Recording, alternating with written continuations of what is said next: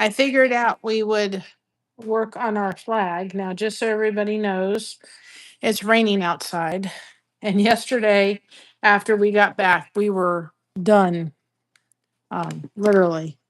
So there's probably no chance we're going out to try to see fireworks tonight because we're just all still dealing with the heat effect from yesterday. It was a great time. Glad I could go support David. He's been so helpful to us and he's doing stuff for us, which I tremendously appreciate. Happy 4th to everybody.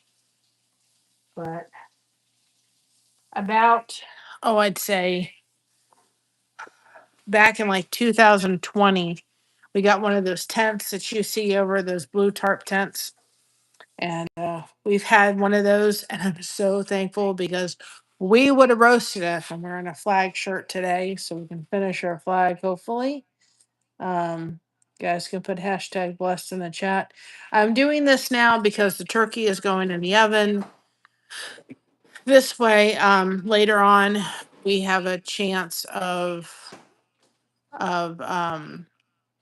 being able to, go on and enjoy our 4th of July.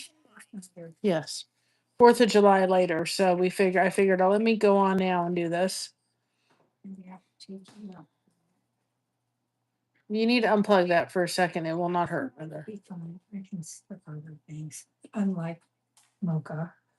So I've done it so that this has like 4 steps. We're showing it have 4 steps. Hopefully I'm not echoing. I know I hear myself, but hopefully I'm not. Turn down Hopefully. Oops, wait.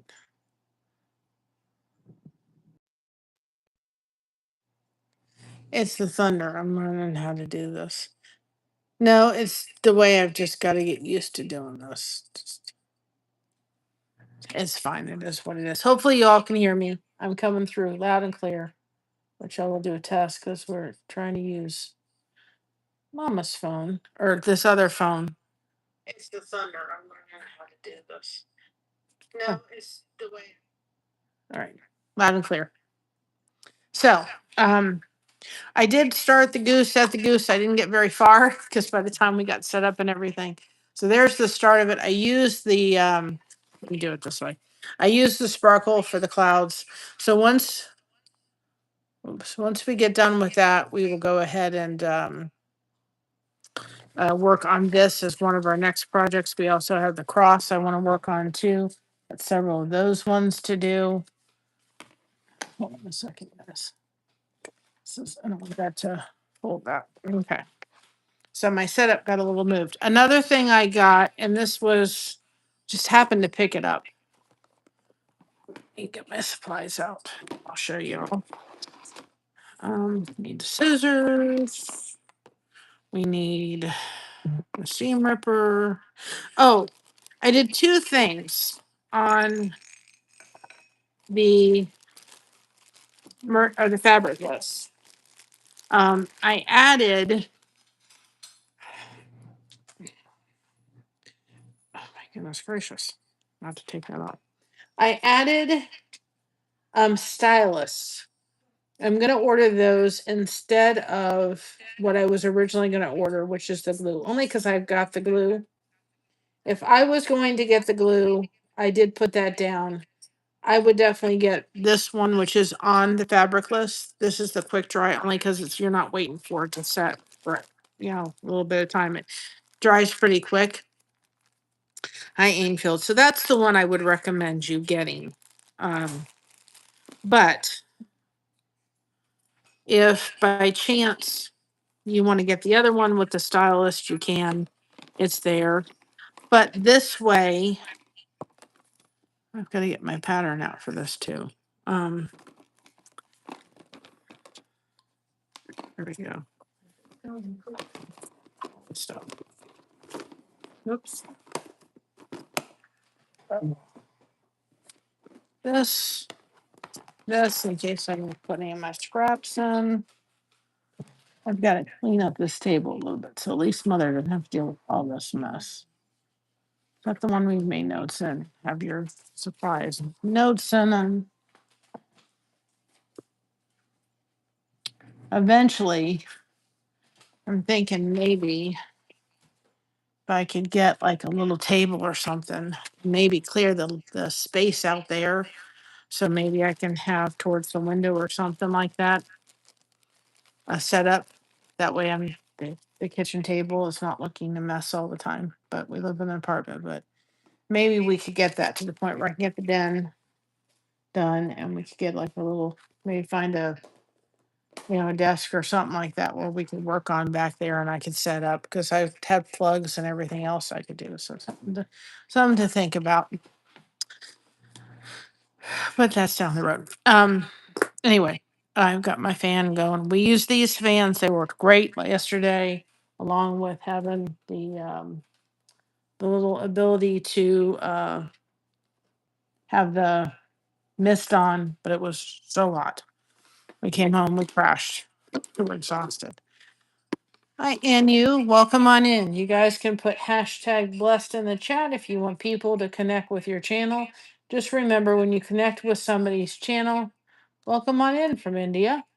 When you connect with somebody's channel, just make sure that you're connecting properly. Go over there and watch about a 3-minute video or a couple shorts, leave your mark, interact.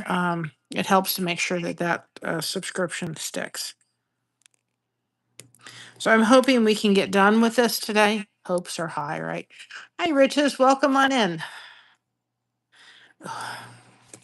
But I did add the stylus to the fabric list without the glue if anybody's just wanting that. And I think I'm going to order that because I kind of already have the glue. I really don't need the glue. Couple things I just wanted to tell people. First of all, where is this? This is what I need to.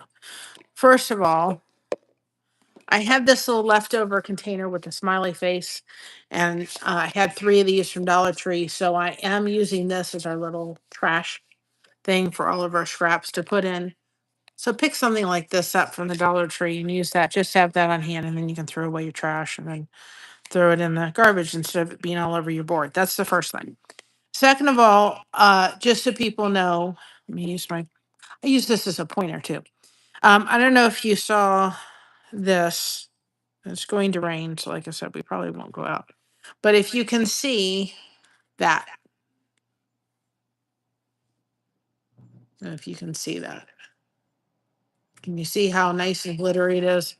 Hold on a second. Let me try something without getting you all down. Let me just turn the volume down. I don't need that high. Because I'm hearing myself all over the place. And it's just really, that may be better. It may not be. It is what it is.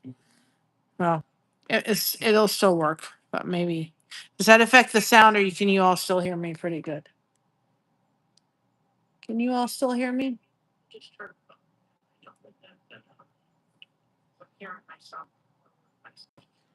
Can you all hear me? Loud and clear. Okay. I'll just turn up my volume. Okay. So anyway, you can see that we added that little bead right there. Can you see it all sparkly and stuff? 2 things we did is we took this glitter glue, which is just straight glitter, not glitter glue, glitter paint. Okay. It's just solid glitter paint. It dries clear. I used my seam ripper and I took my seam ripper and I literally just painted it all over this. Okay. That was the first thing I did. We tried to use this glue, which is great for fabric glue. It is not good to be able to do what we were trying to do with that bead because that bead would not stay on for anything. So I pulled out this, which is also in our shop list on our link tree. The B7000, which I use in my crochet, and I use that for my crochet stuff. But I also use that to glue this down. It's not going anywhere. I can tell you it is not moving from that position. So just another tip, use E6000, use something that's more designed to hold that down. After I put the glitter paint on that little thing, this, which I just picked up at the Dollar Tree one day,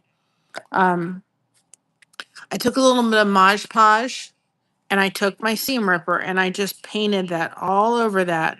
That way, not only is it have the glitter glue, so it added a little bit extra sparkle because this is just styrofoam, that little bead, but it also now seals it so that it's going to be a little bit more durable and it's not going to wipe off or anything like that. It's just puts a layer of protection on it. So if you're trying to do something like that and they are just these beads and they're just styrofoam sparkle beads, right? It's just protecting them. It's giving a little bit layer of protection. So that would be my recommendation. If you find little rhinestones, you could even do that with little rhinestones. I'd probably tell you maybe put a little Mod Podge glue. Just be careful you're not getting it on the fabric. But anyway, that's my little tip. Use it however you would like. But hopefully we can see about finishing this today. Be nice. But I did start on the goose. I didn't get very far. But man, was it hot as it was so hot outside yesterday. It was roasting. And all my fabrics all mixed up. It's yesterday I just came on. We came home, I dumped it on the table, and that was it. I was like, I'm done. I'm going to bed. There was nothing coming out of me yesterday. Nothing. Literally. I was too tired for anything. Here's the fabric I'm looking for.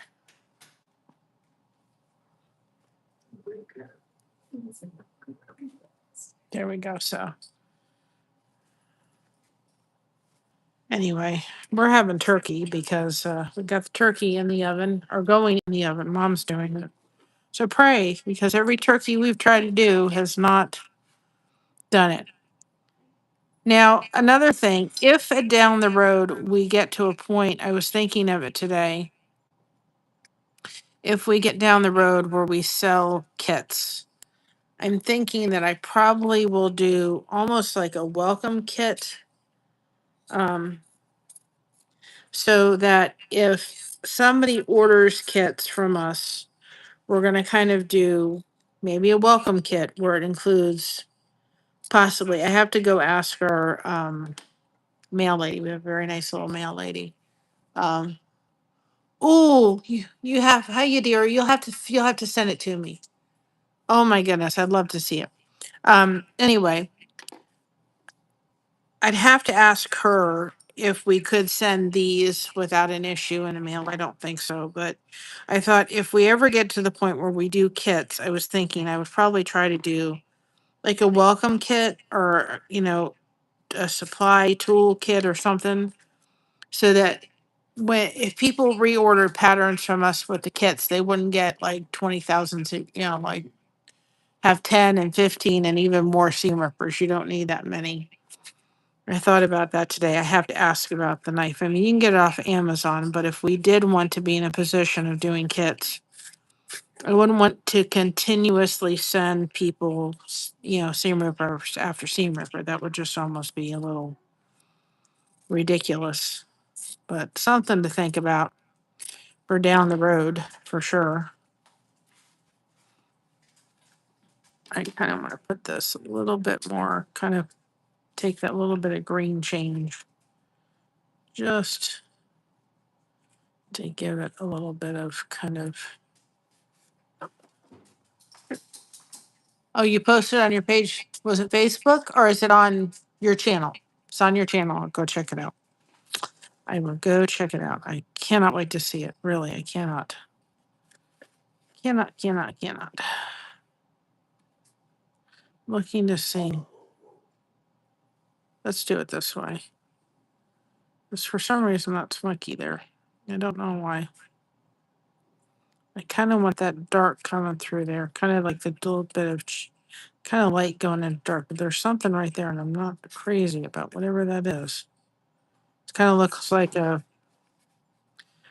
think that'll work. Just a little different part of the fabric. So it's not like identical to that. That's what I wanted. So we were hot, but I'm very glad looked at Josh and I said, when we got that kind of covering, we were at a place when we were raising funds or trying to raise funds for Josh and his service dog and Christina's. We were doing, where we were selling stuff and so forth. And we were going someplace. It was raining and it was in a Walmart parking lot. We got that tent. We spent like $50 on it. It's like, yeah, it's like a thing over it, and there was It's a pop-up canopy kind of thing. not a sleeping tent. No, it's a canopy thing. But I said yesterday, oh boy, that was the best $50 we ever spent. Oh, and actually, there was somebody there who they looked at us and they were hot. I mean, it was really hot yesterday. And they just said to us, can my daughter, I can't remember, can she sit underneath the canopy thing? Because she has a tendency to have seizures. And I was like, yeah, sure. So we used it for sure. My mom was like, if this hadn't been here, I would have been in the car because it was just too hot. I'd have burned to death. You would have seen me red faced as all get out today. So Yeah, I know. crispy critter. Yeah. I would have been We did stop off. shades darker, and mom would have been. We did stop off at McDonald's, and I guess they were handing out. They even handed it to us, handing out. What was it? Is that a flower? Oops, that's a flower. I'm trying to go down into Raising Cane's coupons. For a free thing, for a free lunch. And Josh was saying, "You want to stop off at Raising Cane's?" I'm like, "No." I went to enjoy Raising Cane's, and I was not going to enjoy it yesterday because we were too hot. We were way too hot for that. I'm like, nope, I'm not doing that. And I came home and had a shower because I was dripping wet. And I was just like, and no, I did not take a cold shower. I took a, somewhat warm shower, and then I slowly, you know, took down the temperature because I didn't want my body to go from one temperature to the other. I cut that too short. I think I did. Actually, I know I did. Yep, I did that. Let's see what we can do. We can maybe stretch it. If not, I'll have to pull it out because I just did that. Oh no, I think it. Made it work. Just pulled it out from the other side. So anyway, that's kind of my little thing. It's like I love Raising Cane's, but I really wanted to enjoy it, and we were so hot. Thought about having hot food was not in our repertoire, but we had taken a little bit out in case we needed to give anybody change yesterday, which we didn't end up selling anything, or selling any soap caddy, which was fine. It's just we were there, we were enjoying the community and supporting, David and so forth. And so anyway, we we went ahead and we'll save those for another day because none of us wanted that. But the bank is right. Mom's bank is like right near McDonald's. So we said, everybody must stop off for ice cream. So we all had an ice cream cone because we were so hot.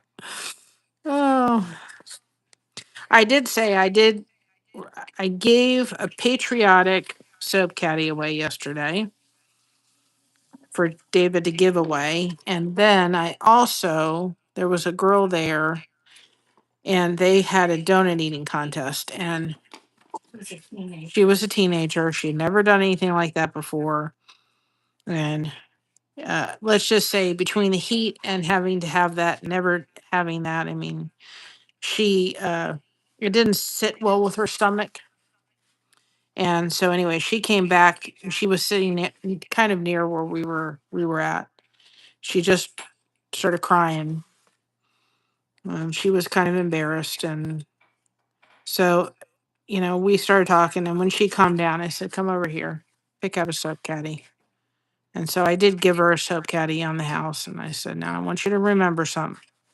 When you look at that soap caddy, I want you to know you tried." She said, "I probably will never do anything like that again." I said, "Then you tried. It wasn't for you." And I said, "You had that experience."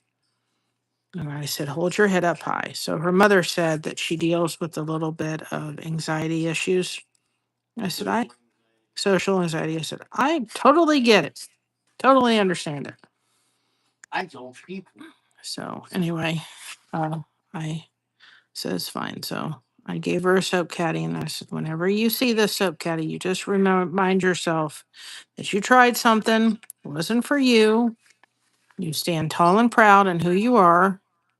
Yeah, I had her pick out one for free. So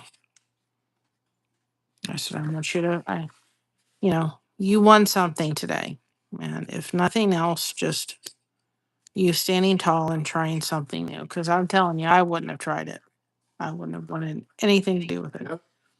And Josh was like, and he was given money away. He was giving like $100 away to whoever won. And it was first place winner was like a 12-year-old kid. It was a 10-year-old. I thought, good going for him. So I was like, and Josh was like, "Ooh, I want to try." I said, "No." I put my foot down and I said, "No."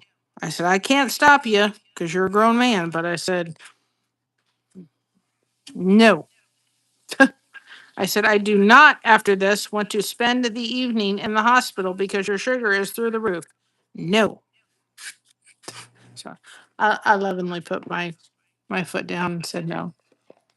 He didn't have to agree with it, but I was not. I could have crushed it, but there ain't no way in the world I could have drank the milk.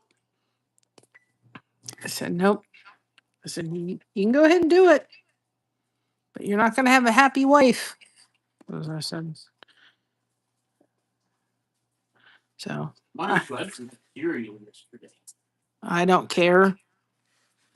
You having donuts like that, forcing it down yourself, would have not been good for your stomach nor your diabetes. So I love my husband. But it was how fast can you eat one donut? No, they were. Yeah, it was how fast can you eat one donut? I thought it was the amount of donuts. That's what I thought too, but it was how fast. Oh, it was how fast you can eat it. I thought it was. I thought it was. It's a minute, 15 seconds left. Because they timed one, and then It's so. I had to beat that person's time. Yeah. Oh. The fastest times went on to the next round. Still. It took a minute, more than a minute and 15 seconds to eat one. You had to eat donut and drink the milk. I couldn't drink the milk. Oh, yeah. I still thought. Well, and two, they did it by number. They chose like your ticket. Like they had tickets there. I think it was like 47 seconds or something. I know it was like they had their they had the tickets and our ticket wasn't drawn, but I just Oh, there were people that they did draw their tickets and they said no. oh yeah. Yep. So anyway. It was too hot for all that. So like I can't stop you, but please don't. I don't need you getting sick and getting to the hospital because you've done. So that was kind of. But I think some 10-year-old want it. Yeah, hot dog one now. I mean, the people that eat like that, they work. They challenge themselves. I just don't think it's the greatest. It's not the greatest for you, for your health and for your well-being. But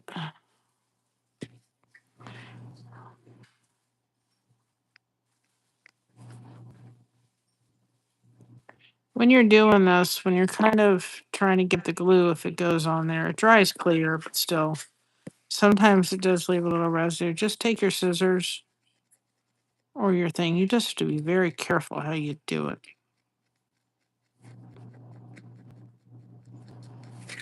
I'm just doing it so it doesn't look so obvious that there's glue there. And I will probably be the only one that notices it too. It will come off. Just have to kind of be careful. You're not going to rip the thing. Just kind of taking the back of your seam ripper and kind of just gently getting it to the point of you do the front of the seam ripper, you're going to get it, but it will kind of get off there if you've kind of gotten it into a place that you're like, no, I don't want that to go. All right, that's good. I had to put a little glue around a little bit, like right there. I wonder if it just said it was going to rain, but it wasn't. When there's severe thunderstorm will come. It peeled. I mean, it poured last night. It was like, good, cool everything off. Hailing last It was night. hailing. It was like, went down to the 70s. I was like, okay. Okay, let's do this going down like this. Hailing last night. I was like, okay, it was hot.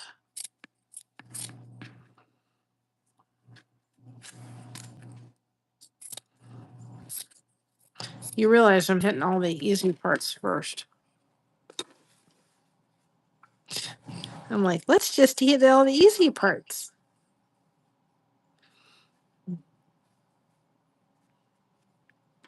So I thought we'll watch a movie tonight. I need to get the channel shout outs up, recaps. Those are something I need to do too. We'll see.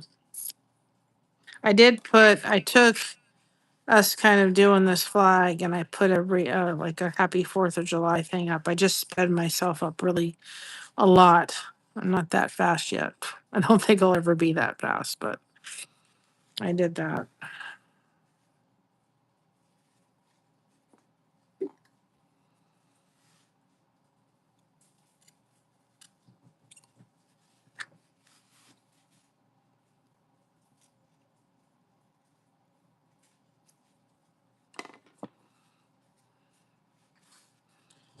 If you need to go back in there and make a cut.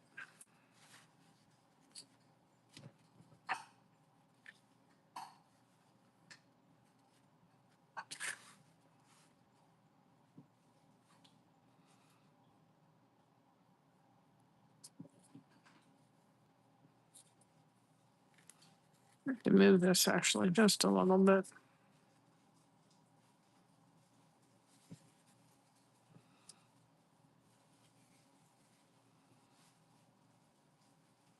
So the turkey is in the oven. It says it's going to take, oh, not yet. It's a pretty big turkey. I figured as long as I got it in, around 4 o'clock. Here, Mom, show him. Well, no, well, yeah, show him the turkey. Hold on. Can you see yourself? There, it's turkey. We're having turkey because we're having Thanksgiving on 4th of July We're having a free burn. because we're thankful for being in this. Yes.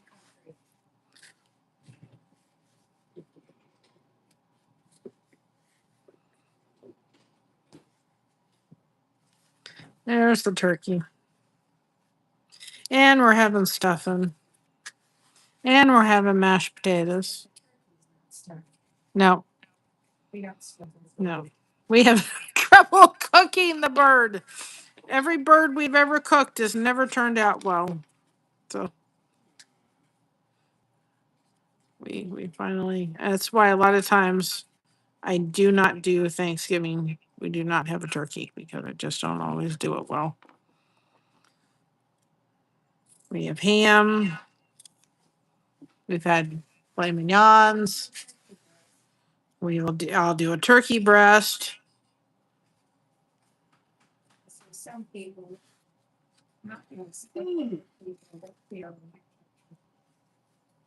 Another thing I did one time, and it was actually pretty good, is when you go to the lunch counter where you get your lunch meat at, ask them, order turkey slices like you would for sandwiches. And you take, if you want, if you're like wanting a Thanksgiving little whatever, and you take them and you ask them to cut them like on the thicker side. Hi, Ryan, on the thicker side. Um, and then that way you can take them and cook some stuffing, put the stuffing in the bird or in the roll ups, put them in. Yeah, we're having turkey for Thanksgiving because we had a turkey in there and it was like, it needs to be cooked up. Let's just go ahead and cook it. It's for us, it's the end of our food budget month. We usually shop at the very beginning on the 6th. So until the 6th, money's a little on the tight side for food. So we are eating what we are blessed with. So anyway, you take the stuffing, you put it in the roll ups, you put that in the oven. You once you get done rolling it up, then you take it and you put it in the oven and you roll them up, you stick them in a pan, you put them in the pan and you put them in the oven. And then, or no, you roll them up, take the, you take the turkey slice, you put this stuffing in, cook the stuffing, you roll it up, you pour um, turkey dressing over it, and you put it in the oven. And then you have turkey roll ups with stuffing, and it's absolutely delicious. And then you just get some cranberry sauce if you like the cranberry sauce, mashed potatoes, and the vegetables, and you've got dinner. What? No, we got that. Yep. Yeah, we can. She. When I was young, I couldn't stand cranberry sauce. Now I can't have my stuffing and my turkey without cranberry sauce. You get older, Josh and like it. You get older, your taste buds change. So anyway, but it's an easy way to have Thanksgiving dinner without having to cook a turkey. What are you doing? Without having to have all the mess and the fuss. Just go to your. What are you doing underneath there, child? Leave it.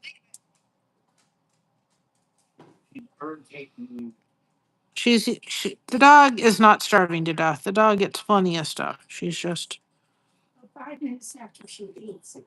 Of course, sometimes we have to be standing. It's like she will not eat her food sometimes until I'm in the room standing there watching her eat it. I don't know what it's about that one.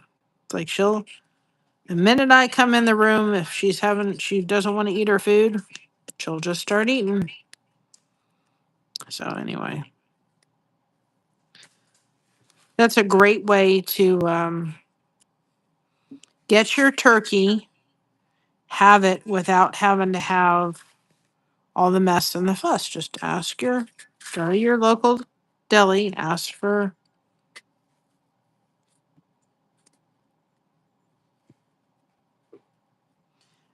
them to give you the turkey slices on the thicker side, and then and I made it one time. It was delicious. I was craving turkey for some reason. That worked. It was it was delicious. Let's see. We're gonna do this. We're gonna do this with one of those two colors. So I think I need to do the mountain kind of in here and here because it needs to be a break. So we'll just continue this whole thing kind of down here to be the grass. So we're going to continue the mountain down here. And I did make that correction the other day. So let's do this piece next.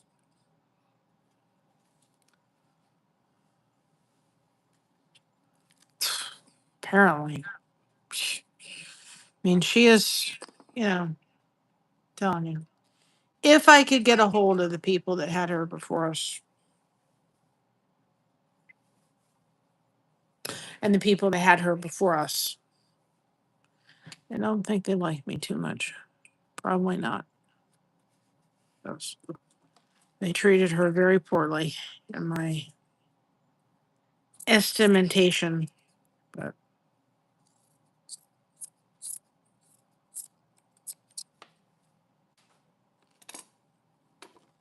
the reason I cut that off big is because it has all that gray stuff and holes that I don't want on there. So have your little trash can. Can be a container. It doesn't have to be anything major. Let's kind of do it kind of like this angle so it shows like rolling downhill to some degree. So we'll see how long the flowers take us. And I am ordering the that cardstock thing. Oh, that's what she was after. Mercy. Thing that cuts the cardstock so that we can make the frame like the lady did out of this. I'm gonna order that tonight. I keep forgetting to order it, but we've been just so a lot of stuff going on.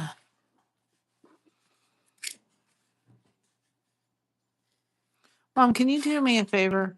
Get me just a container of those pita chips. Put them in a container. I'm hungry, y'all. And we'll be here for a while. So if it's me, that's So I think I'm going to divide this actually. And it's going to be too hard to get. So we're going to kind of cut this just like that. And make a correction right here. It's just too big of a piece. So from the second flower end, we're going to make another little hill.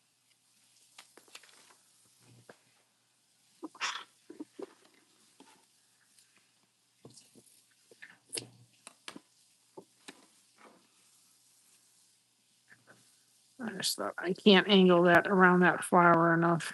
Bad enough. I kind of have to angle it around two flowers.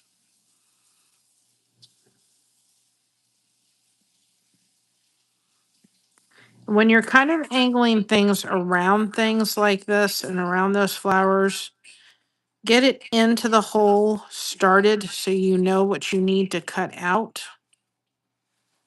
Okay, kind of get it in there so you have an idea. And then you can take your scissors. Okay. And get the excess away. And then kind of go into here. I find it easier than trying to take your pieces. And I have to make a curve, right, for that. And then you can take this, and I got to make another little, try to make a curve, right?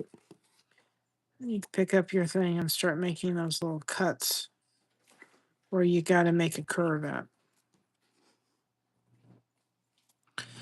In the end sometimes. And it does help. But try to get it in there first before you're having to make a cut. Because it makes it a little easier in my way of thinking. But I think too, and I think this is an important thing, what techniques work for me may not work for somebody else. So I'm showing you what I'm finding as I'm doing this. But again, it may not be like, well, that technique, I don't like that. Or, you know, somebody may find a technique that works better for them. So when you're doing it, try different techniques. Things that work for me may not work for you. It's not doesn't mean they're wrong. Everybody finds it. Like with crochet, you're going to find techniques that I'm like, perfect example. I do not like to do magic circles. There's a lot of crocheters that find that the most annoying thing to have to do. I don't like They don't like doing magic circles. They're annoying. They're not very fun to do. And so they don't often do them. So I found a technique, and I've looked on YouTube and stuff to find somebody that can give me a better way or a way to make a magic circle without having to make one. So somebody could say magic circles are really easy. Well, they're easy for you, but they're not so easy for me. That's why I don't like doing a lot of stuff in the round, because you have to do a magic circle a lot of the times. So that you may do something and say, "Oh, this is what she did, but it's not working for me." Then find your own way to do it. You don't have to do it the way I did it. Guarantee you, somebody who's better at crochet than I was would look and go, "Oh boy, she's doing that technique all wrong. It works for me."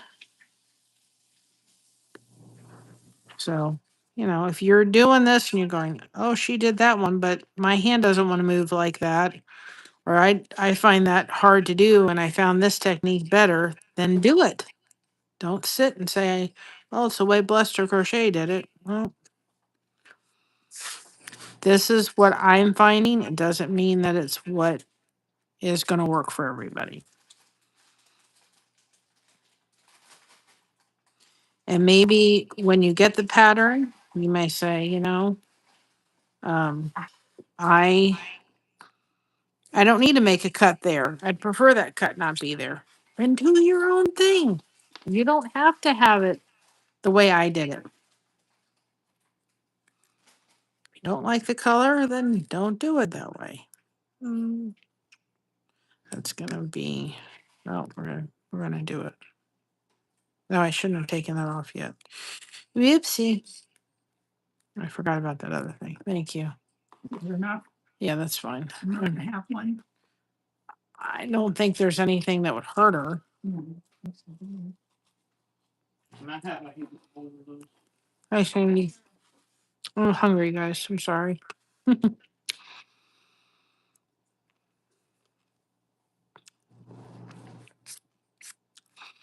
gotta snack on something.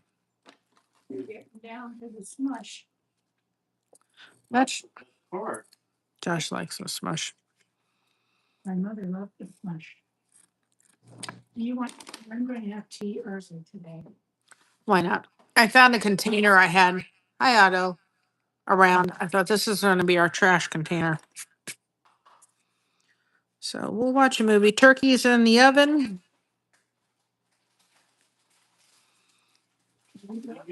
And We don't even have to go to grandma's yet. yeah. And I know last year we went hunting for fireworks. We are not doing that today. Too hot. She okay? Um, it's too hot. We got through yesterday, but man, was it hot. And so we're all still kind of recovering from yesterday. So we're just not. Plus, it's gonna rain. It's already rained once today.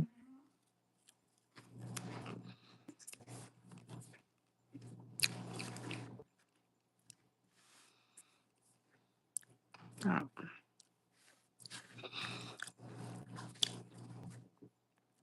I did my heat yesterday. I can't take it again today. So we're not going to go search for. We're not going to go search for fireworks, guys, this year.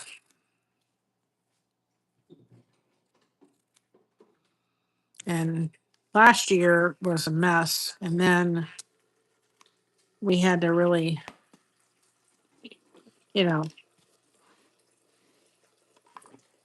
Loudonville was a mess to try to navigate through. I'm not doing that one again.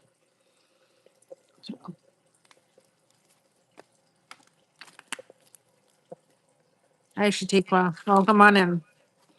We're working on our flag. I'm trying to get it done. I don't know if it'll all get done today. There may be a part 5. I don't know, but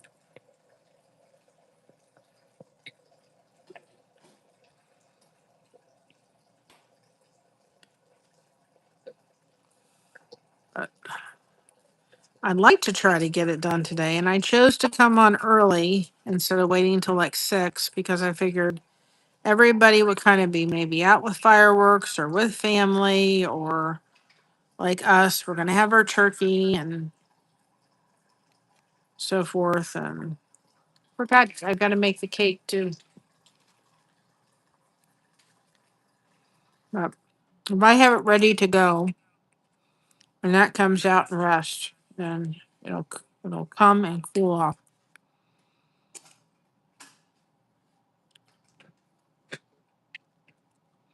It'll cool off before I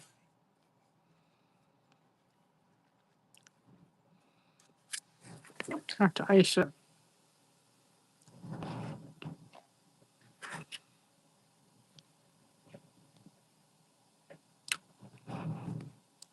I have yellow cake mix and I have Biscoff cookies. So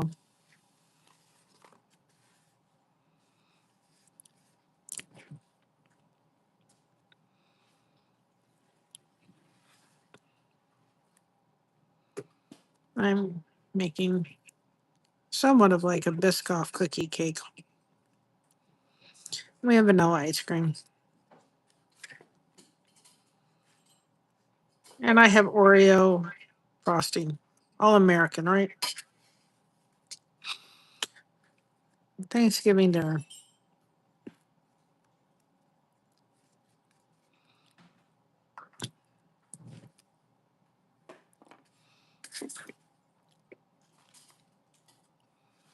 Thank you all for allowing me to snack because I was getting a little hungry.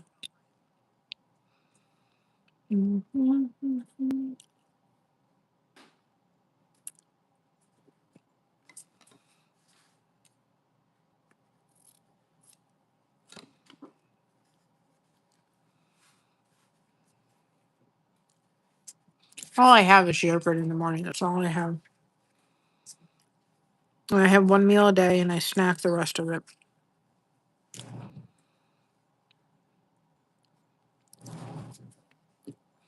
So I like to enjoy my Thanksgiving dinner on 4th of July. I don't think we've ever done this, Mother.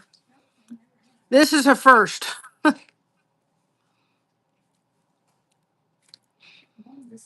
And we can have 2 cups of tea if we wanted to. We can have that now and one with our cake. So,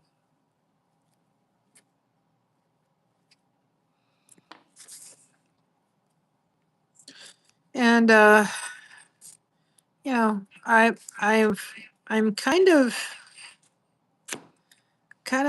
I'm working through some things in my own life right now. Not that I don't want to tell you everything, but not everything is for YouTube either. And if I can give somebody advice, when you're trying to work through stuff, sometimes you need to be quiet. Not only that, sometimes you need to be quiet with whoever or whatever the situation is in your life. Because sometimes, if depending on what you believe, and everybody can believe differently, it's just what I believe. Sometimes God is trying to work in their lives and work them through them and talk with them and have them see things in a different way. And if you're trying to be the noise in their head, God can't work. Sometimes He's asking you, be quiet, let me work so that I can work, in them instead of you trying to be the noise. Because as long as you're being the noise, I can't work. And I can say that that's not an easy place for me to be. I don't like that. I like everything to kind of be out in the open. I like everybody to kind of be happy. Part of it is because, and I've had to realize that. Okay, Mocha, you can agree too. Um, Part of it is because I have and I do suffer from parts of PTSD. And because of my dad, because of my grandmother, who I loved dearly, I don't like things. I like things to kind of, the way I was raised, good, bad, or indifferent.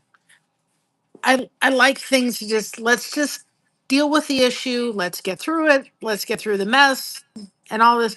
Forgive each other and move on. That's the way I am. I don't like things being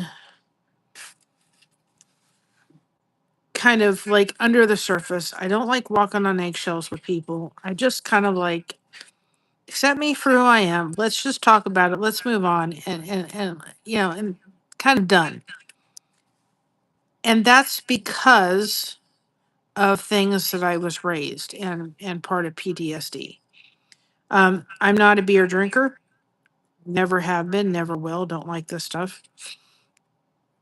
But I do like making cheese fondue and I use beer. Now, when I open, as an example, when I flip a bottle of beer or when I smell a bottle of beer, I have an instant, it has gotten a lot better through therapy, but I don't, and my therapist said it probably will never go away. I have an instant flashback to my uncle, um, and things that kind of went on and things that happened with him. Um, and it's not a fun feeling. I don't like it. But and it probably will never be in a position of where I'm going to ever be able to kind of totally escape that. It's probably going to be it's going to be in me. When I smell a bottle of beer, or I open a bottle of beer, I do instant, almost instantation. I do a flashback. It is what it is. I've been able to handle it better in my life now than I did years ago, but it's still there, and it always probably will be. So for me, when I'm kind of walking through those situations in my life where people are kind of having, like my aunt that I wish would, resolve things with us, but I don't think ever will be. When things are like that, I just kind of have to say, okay, I don't like this. This is uncomfortable. This makes me, hi Vixen.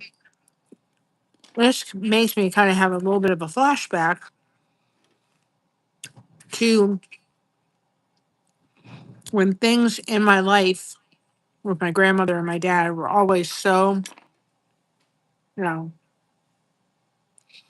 I walked on eggshells with my dad at times because I just never knew what mood is he in. Is he going to get angry real quick? So I walked on this eggshell kind of path.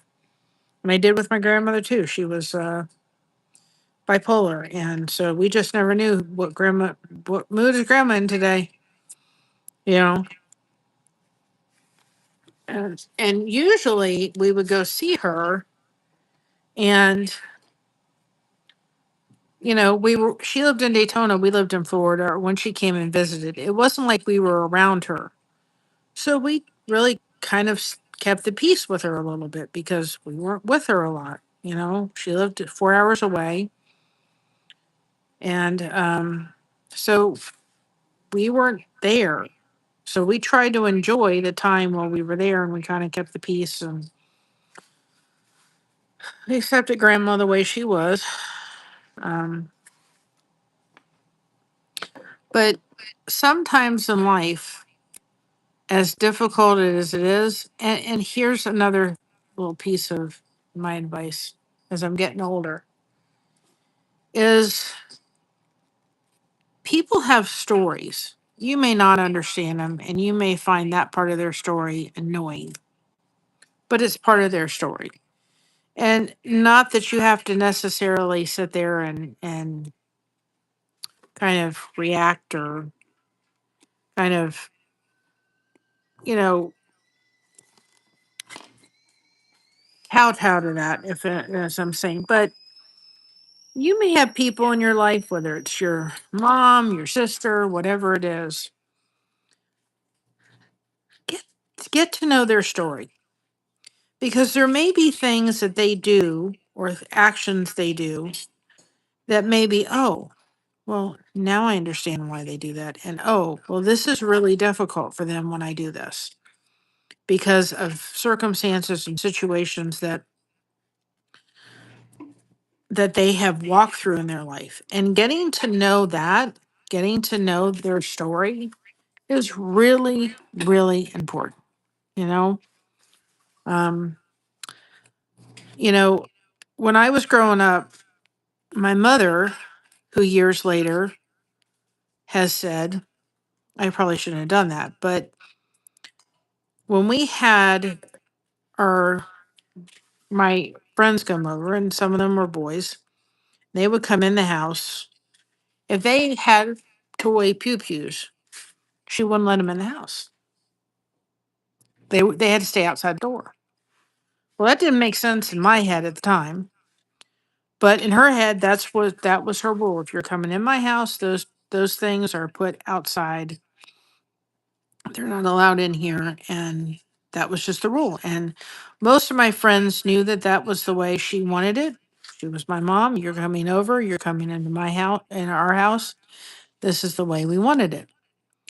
The reason for that was that my grandfather, her dad, chose to end his life by using a pew pew. So what was that for her? And she didn't deal with any of that till she was in her late 30s, where she went to a group of people she went into a group of children of people that were alcoholics and dealt with that and realized that she was angry at her dad for what he had done, and not being there for her as as his daughter and everything, and that trauma that happened that I wasn't privy to. But I can tell you, in my years, as I've gone through my life, there's been times, even though I never met the man, I've been a little angry at him that he chose to do what he did. But, you know, I didn't understand her reasoning behind it. But now that I see it as a fully grown adult, I'm like, that makes absolutely perfect sense. And at the time, she didn't tell me till I was older. And why won't this? I'm talking as I'm trying to do this. I'm talking to my work here. Why won't you go down where I want you to? You are just being a pain in the neck. Um, you know, until I was older, she didn't sit there and tell me how or why. He just said, your grandfather's not here. It wasn't until I was older that she told me the means and method in which she decided to do that. So why am I saying all that? That's because that's part of her story. Now, later on in her life, as she kind of worked through that, she said, I probably shouldn't have done that. I should have let your friends bring them in. I shouldn't have allowed that trauma to affect that at all. Didn't matter. It was part of her story. And I now can understand that part, and I could at the time where it made sense. And for me, even though I wasn't around it, I didn't experience it, wasn't my dad, it was my grandfather. I don't like the sound of any of that going off. I don't handle those sounds well. So, for what it's worth, trying to get this to lay like I wanted to. Perfectly no, but I think we'll wait to glue that until I can maneuver that piece. I won't glue that just yet, but I'm going to put a little dabber of glue on it. So I'm saying that because I think that it's worth saying. We don't know somebody else's trauma. We don't know what they've been through. And,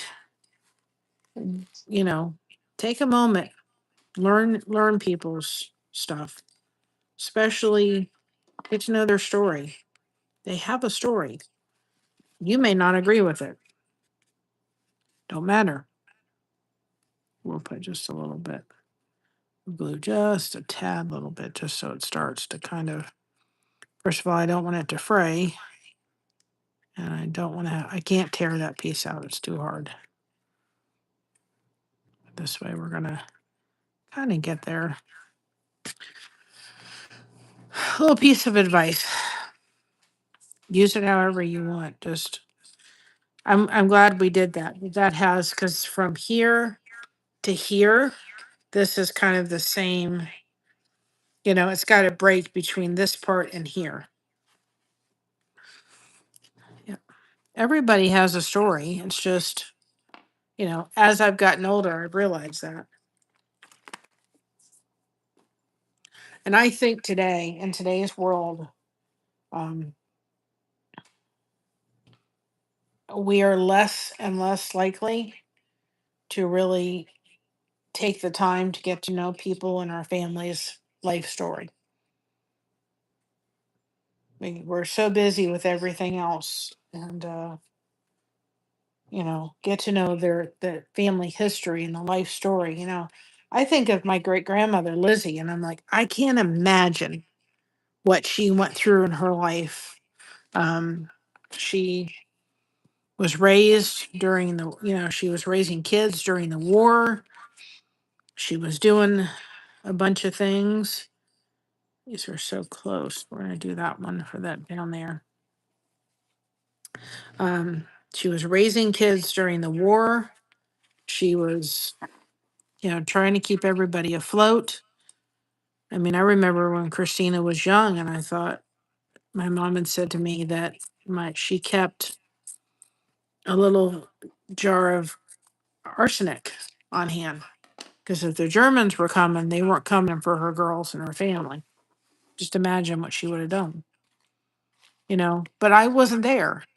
I didn't have to have food rationed and all that kind of stuff. I didn't learn till like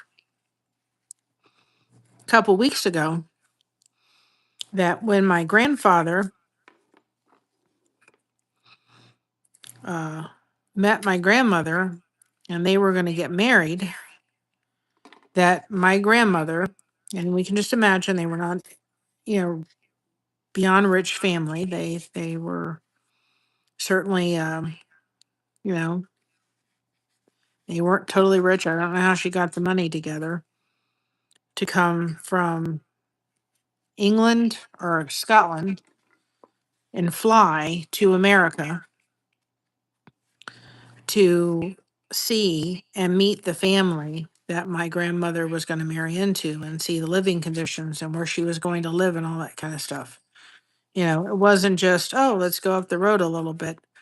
No, it was across the pond, you know what I mean, to meet the family that my grandmother was going to come because she was going to leave, Scotland, and her new life was going to be in America with my grandfather's family, and she wanted to see where she was going to live, get to meet his parents and all that kind of stuff before she was going to allow her child to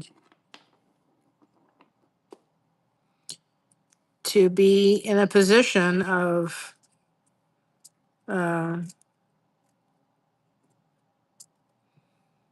I thought, man. And yet now that I know that, and I know my grandmother, how protective she could be to her children and her family, I'm like, I don't find that surprising now. I find that just like Lizzie, where she would have done exactly like that. So I remember my grandmother telling me, because my grandmother had polio. She got that as a young girl. So one of her arms was, she did a lot with one arm, more than most people do with two. But anyway, she had gone to school one day, and the teacher, I guess, didn't was like she had done something. I can't remember what it was. And the teacher had like a stick and was going to give her a couple, um, wax on the hand with it. And my grandmother said that he wanted her to lift up her bad hand. And she couldn't lift it on the table to put on the table so she could, get her little punishment for it. Whatever she had done. I can't remember what it was. And I said, apparently my great grandmother, found out about it, came home. She could not lift her hand up without being able to go like this, like this, because she had polio on it. And my grandmother found out. She went right in that school. Now, she said, if Annie deserved it, she should get it, but never do it on her bad hand, or I'm going to come in and do it to you. I'm like, knowing my great grandmother, I don't think I would not want to mess around with that woman for nothing. She was a tough cookie.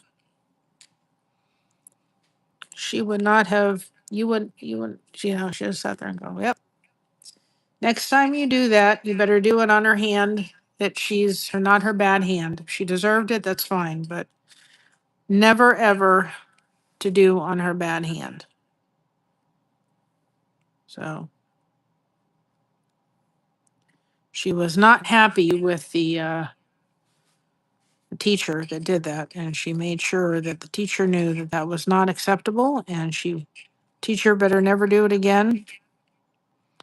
And that was it. And I don't think the teacher ever did. I'm fixing this because it needed it.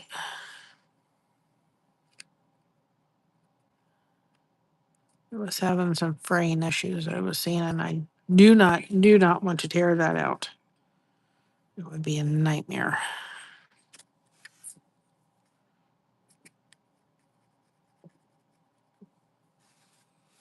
And I think you probably could take a little bit of water on the fabric if you were kind of getting a little bit of, like this has a little bit of the green because I've had to put the glue on it. You could probably take a little water.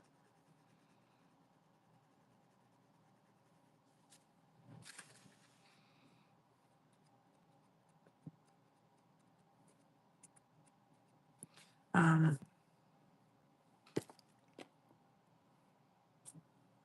a container. Just kind of, we'll put it there for a second, just a drop. And just put it on your seam ripper for a second and just take it and kind of, it'll get that glue up a little bit easier. If there's glue that kind of gets on different parts that you don't want it, I would be very careful how you're going to do it, but I just want to kind of help to get the glue where I don't want it to stick. And it'll dry.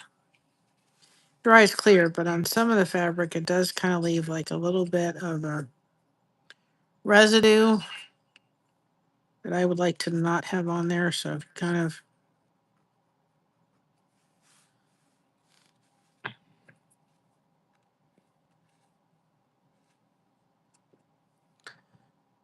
I just put a little bit on I have little like black trash bags here. I'll just take a little water.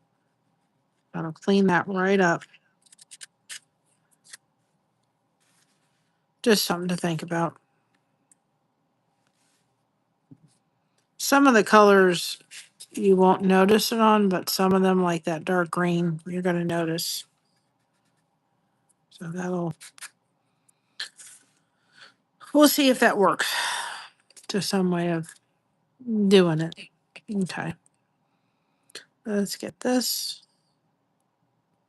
Actually, no. I'm going to do this next. And then we'll do that on top. Do the leaves next.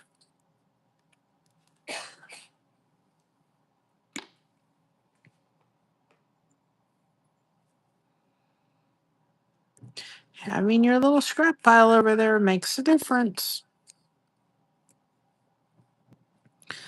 So I just think we've gotten a little bit of kind of a society that doesn't sit down long enough with our people that are older and wiser, and you know, you got to know people's history, people.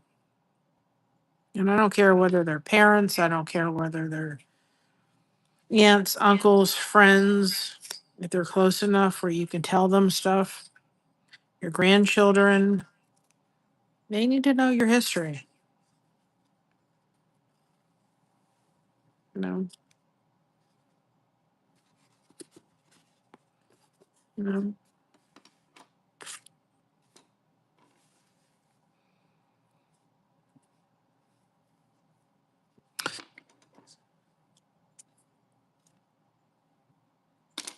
because there's different cultures, there's different stuff, and you have to know that this is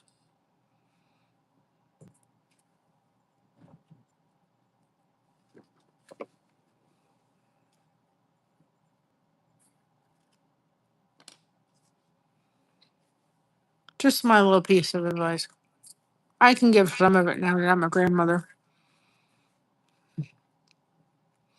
We're going to be one soon.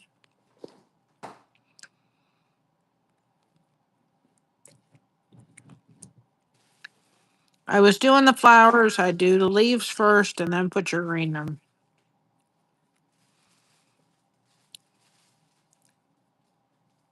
Because then that way you can kind of smash that down. You won't be trying this is already going to kind of be smashed in a little bit. So that's what I should have done before. I'll do the other flower.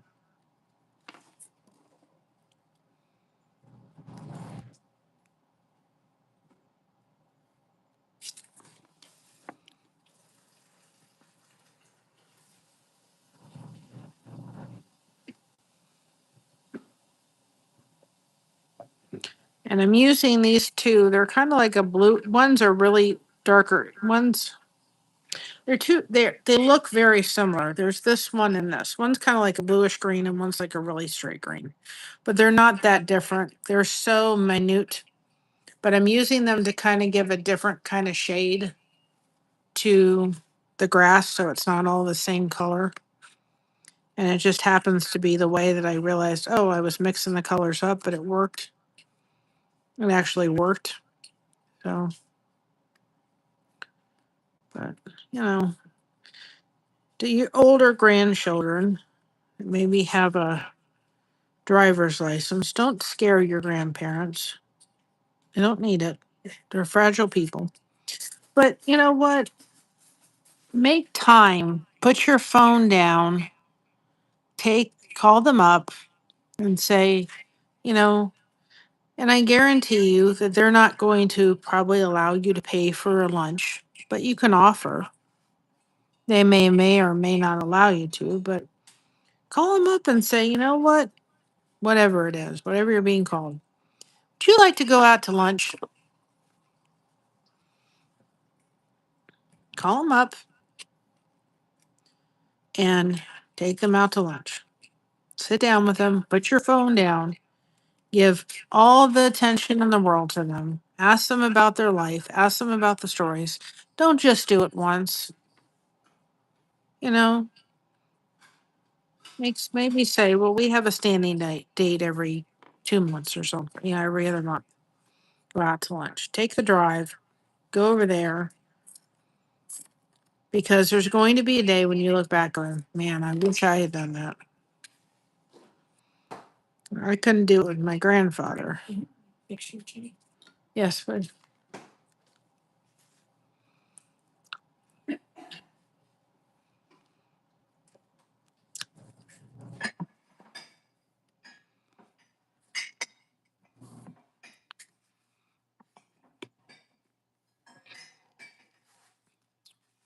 give me a minute.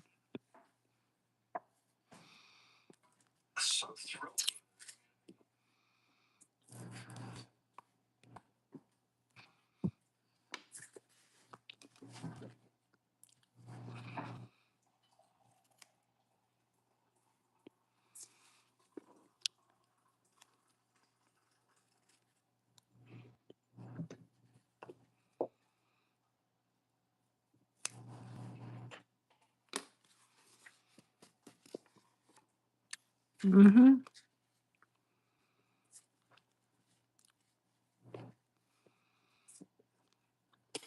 I agree. I put it bigger chip than I thought. My tooth is better. It's still just a little sore, so I'm kind of babying that for a little bit. I think I chipped. I think I chewed on a chip one day and it was a little too tough. I thought I have a lot of chips, but we had some barbecue chips left over, and I was like, I got a piece, and I don't think it's that funny. But the flowers take a little bit of patience. So if you got the patience, you got it.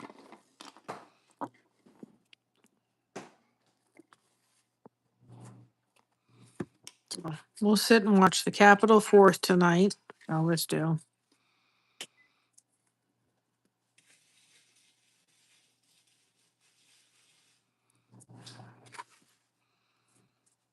I love the fireworks part of it.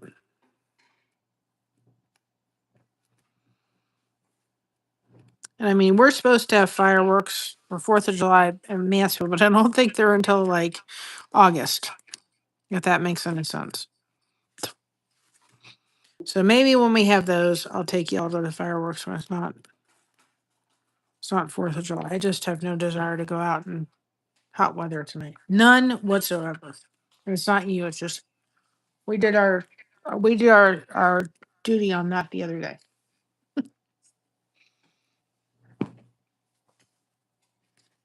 Where did you come from? I didn't ask you to come back out.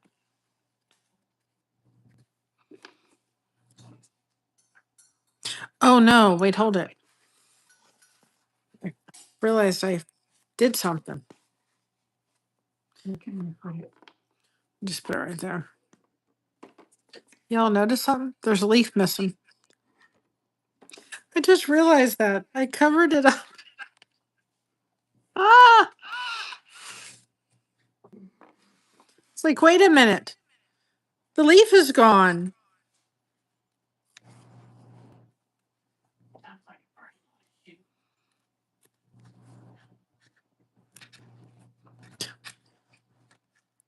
Glad I noticed it before I make sure I don't put that in my tea. Let's not put the trash in the tea for the fabric. Oh no. I totally realized that when I did it. I was like, dang on it. I covered up the leaf. Thankfully I noticed it before I even covered up the bottom part where we fixed it. Nobody will know. I even treated it over there too, and it was funny. It's like, wait a minute, there's a leaf. Oh goodness.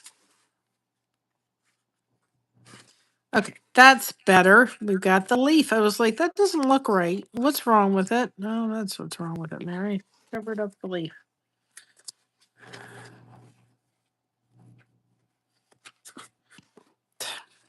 I'm gonna do this because I think I chipped. Think I had to. Oh, let's take that.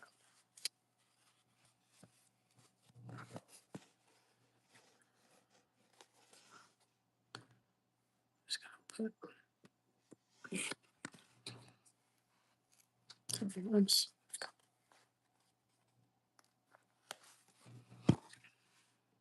I was like, man.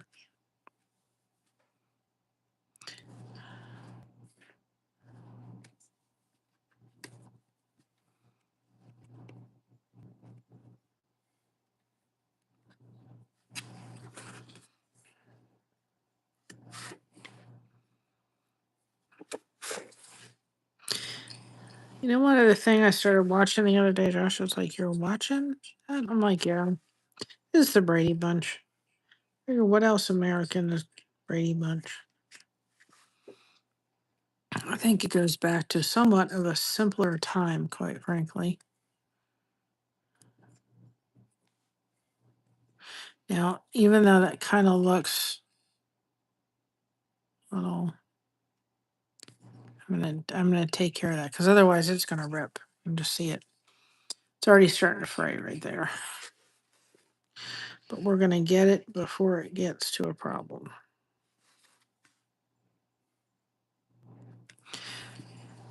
Now I'm very careful when I'm doing darker fabric.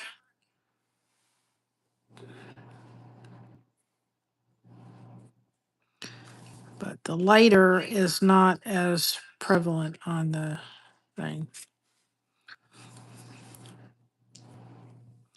And I'm just gonna take, oops, my water and just, I think that is working. It looks like cleaned up that really nicely. Just putting it on where I put the glue on the top just so it doesn't affect that. Now we have our leaves back.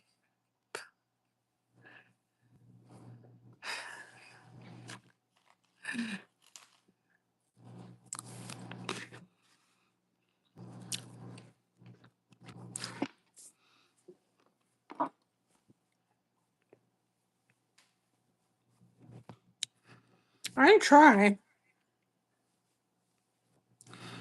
I have no idea what I'm doing. I can tell you honestly, it would not be one for sewing. If I had to sew anything, like I said, if you had to see me sew, it would have been no way. Because I do not like sewing. I do not enjoy it. My mother, on the other hand, shouldn't mind it.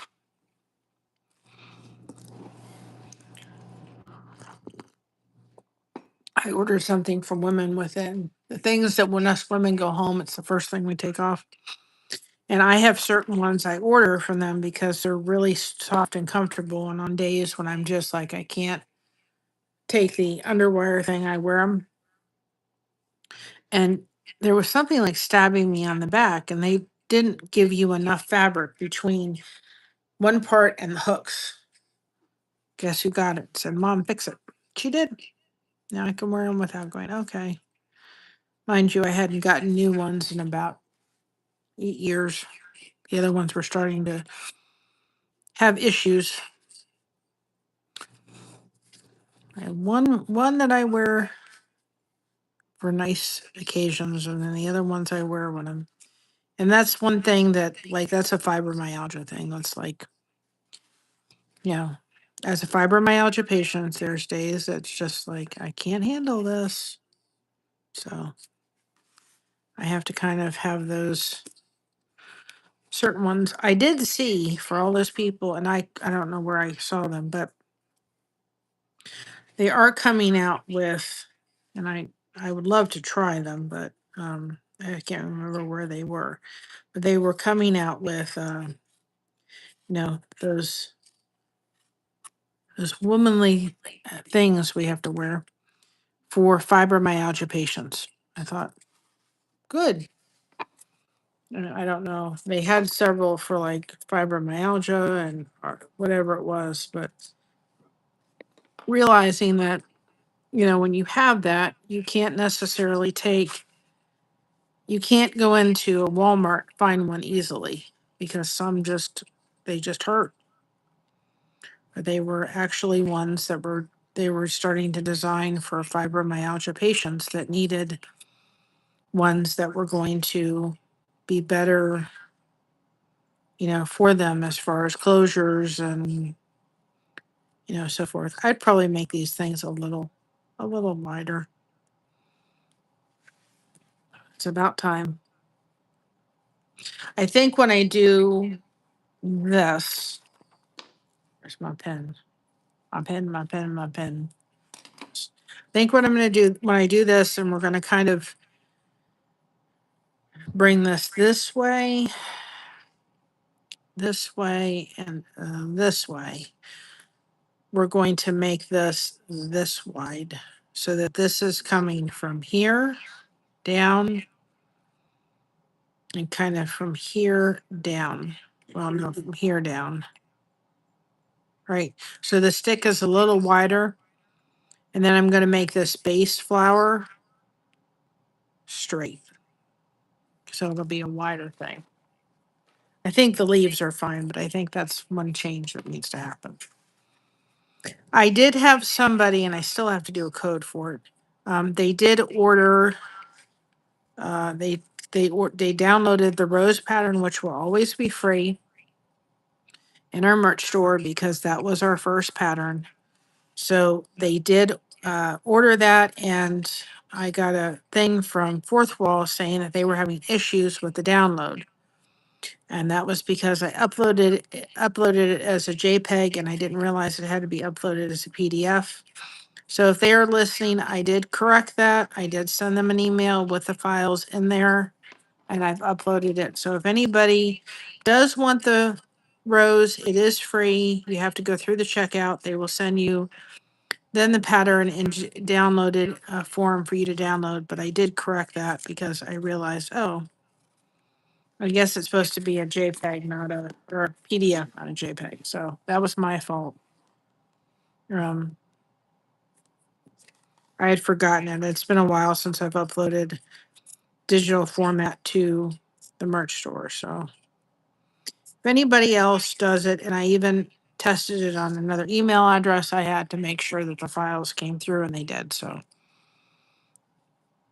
if anybody's going to order a rose, the rose pattern, it should work just fine now. And I did email the person. They haven't emailed me back that they received the email, but I fixed it. Hopefully, um, I did it and realized it wasn't working. So I looked at it, oh, this needs to be a PDF. I fixed it, and they resent out the email saying it was an update. So hopefully that's what happened. Hopefully she sees the email that I sent as well, and it will be fixed. So anyway, that's kind of the gist of that. Oops, I did it again. Got to stuff it underneath here. I didn't tell you could do that. Yes, I talked to my work.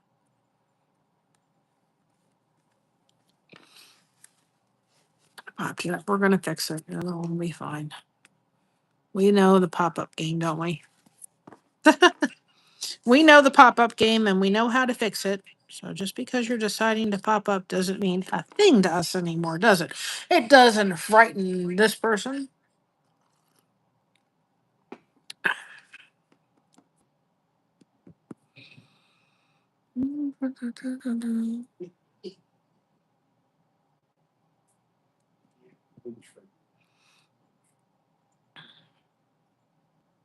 I think I'm going to take this and work this part next.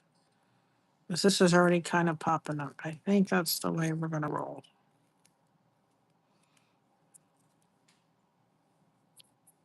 And I think what I'm going to do too. Oh,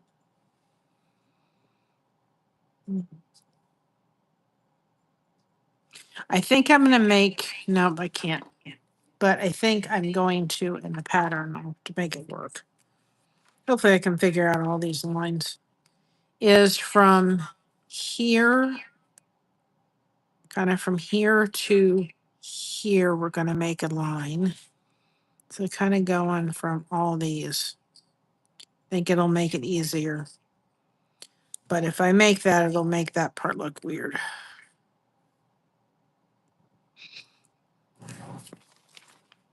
Have your notes. If you're doing patterns, have a notes with you so that you can make those corrections because that does help. All right, we're going to use this because I used that down there. So we're going to use kind of this here.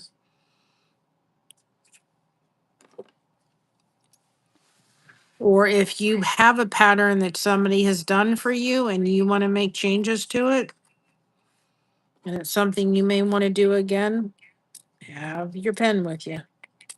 Make those changes so that you know if that's what you've done.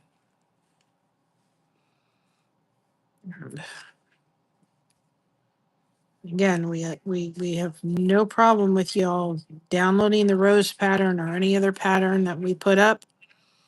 Just know that we just ask you to make sure that you don't own this pattern as your own. That you make sure that you have made sure that if you're going to do it on a live or show a tutorial about it, that you are giving Blessed to Crochet's credit. You're emailing us letting us know that you're planning to use this for whatever purposes. And we will make sure that you have, we'll let you say yes. We'll, of course, tell you yes, but give you the link, of course, to your merch store and our YouTube channel. That's just what we ask.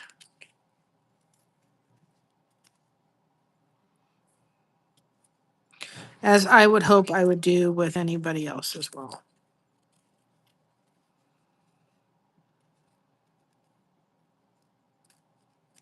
Because this is their art. They put their time and effort into it. And I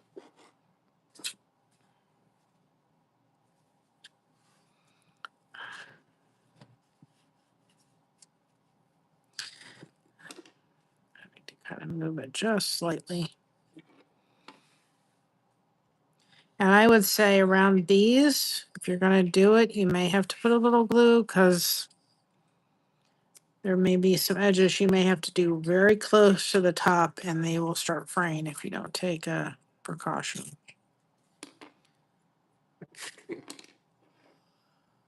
Um,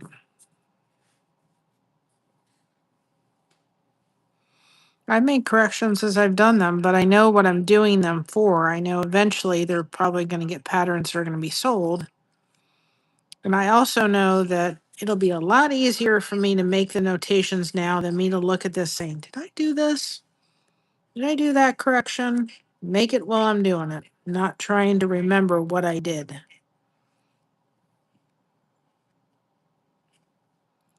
That'll be a disaster waiting to happen.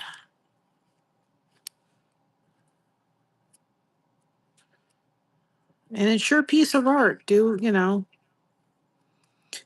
people that get our patterns that say, okay, well, I've made the correction, that's fine. We have no problem with you making the correction. If you want to do something different, you want to add something, that's fine. But you also still need to make sure that you're coming to us and saying, okay, I'd like to take this pattern. I'd like to make corrections. I want to use it as a tutorial or whatever it is. But you have got to let people know where they can get the original artwork. That's the only thing. And I can't police everybody about it, but like I wouldn't mind anybody taking and showing people online how to do this and using our picture or whatever or making changes to it. No problem with that. I just would hope that people would be willing to acknowledge where they got it from.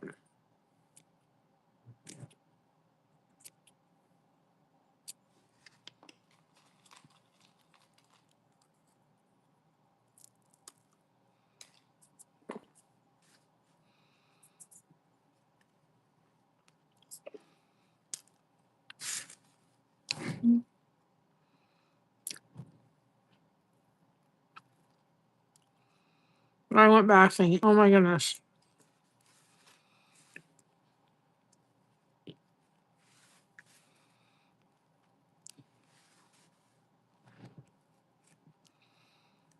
how far we have come.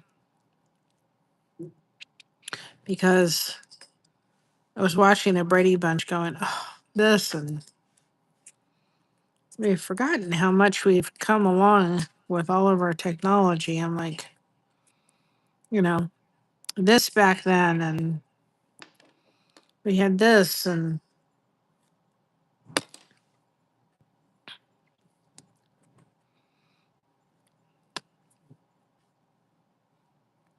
so it was kind of like going back in time, going, yeah, I know what a rotary phone is, and I know what this was, and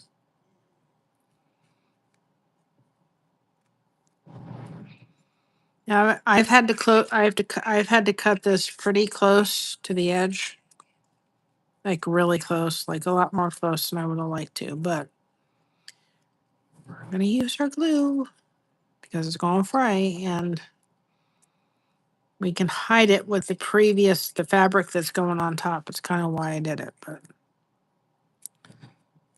I kind of started doing it this way, and I don't want to have to, it'll look weird if I make the correction. And we're lifting up on the previous, but It's going underneath. It's going to be fine. I really cut this one really fine. Like it's right to the edge almost. I can't take it out now, but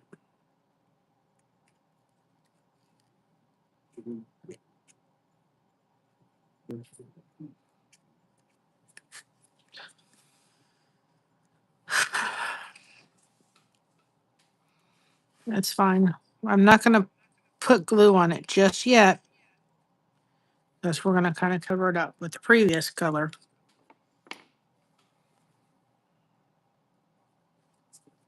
It's just, I got it a little bit too close to the edge, but if I tear it up, it'll be a nightmare.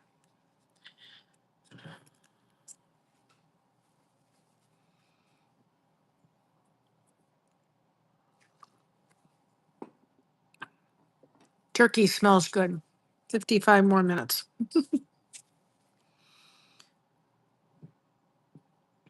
Don't know if we'll get this whole thing done today, but if not, I'll try to come on tomorrow.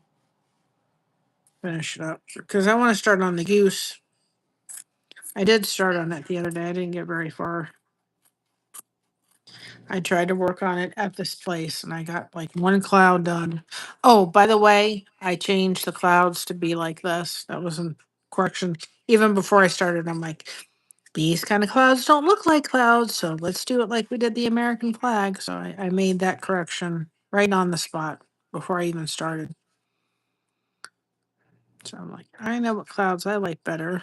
It's the ones that kind of look like puffy clouds.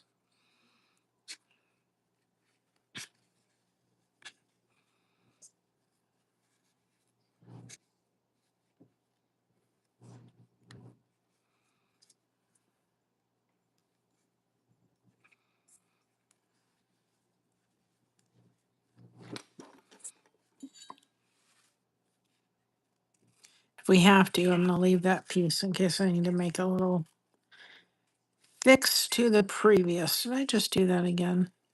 Let's just move you. That's all we'll do. We're gonna move you. You didn't want to cooperate, so we're gonna move you.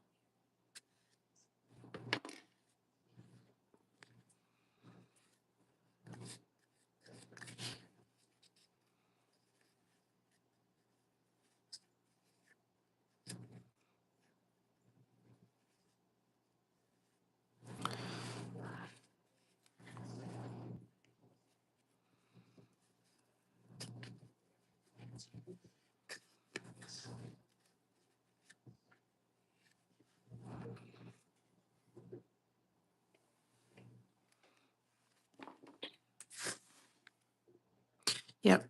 The goose is gonna be cute. I thought I was gonna get further, but we got there at 1 o'clock. I was hoping for 2. And actually when we left, I was thankful or hoping to get there at 12, and we didn't get there till like 1 o'clock when it started. And I was kind of glad because I'm like, I don't think I could have taken an extra hour out. It was too hot.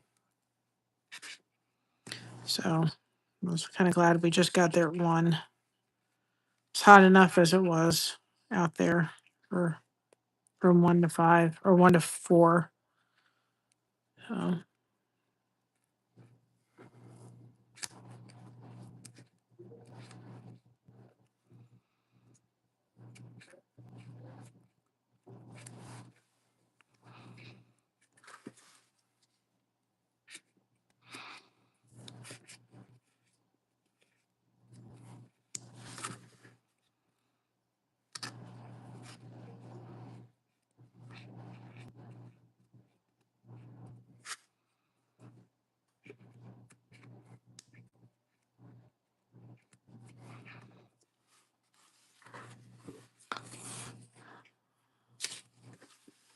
So what I will do or try to do, I should say, is when we get done with the pattern, I will fix it and then get it up on the website on merch store so you guys can download it. So I'll try to do that before I start and we start another pattern. That way in case, you know, that way it'll be easy for everybody. But it's the way I'm hoping to do it. We have to hit this with a little bit of.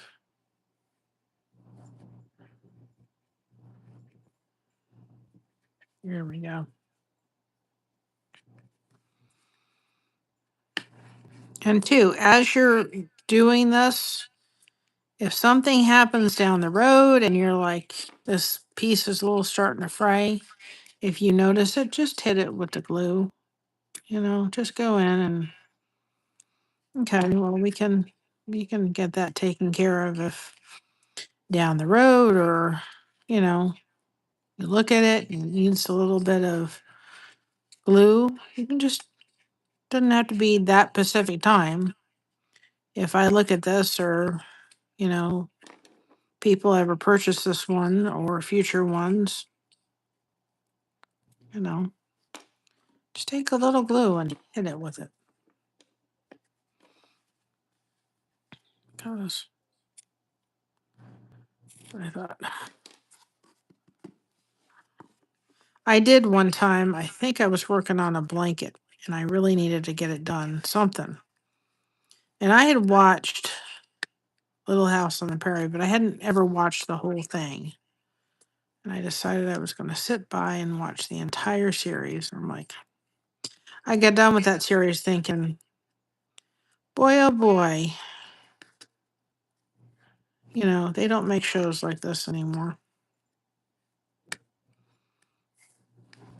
And I remember watching it or looking at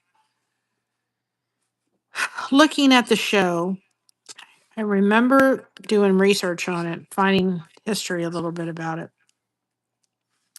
And they were talking about, I'm going to have to make a little correction because I just cut that way too, and it's purple's come through. And there was, I saved a piece over here for it. There had been Johnny Cash on the show in one of the episodes. And I think it was the girl who played Laura Ingalls. And she said, you know what? She said, we had talked with a nice guy. And she said his wife, of course, played the wife of where did I put my lid? Hold on a second, guys. I'll finish the story in a second. If Bo could find that, she'll eat it. And the glue will dry up. I'm going to try to bring my office chair through here. I forgot to do that. Let's see if that doesn't. Oh, come on. Oh. And so now I've lost the lid.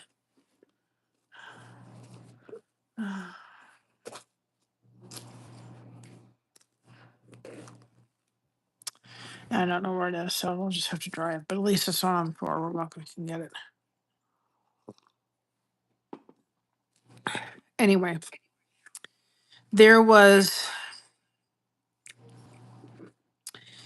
was that episode, and she said his wife, Johnny Cash, she said, I don't know whether she had talked with the kids or whether Laura Ingalls had overheard her talk or something.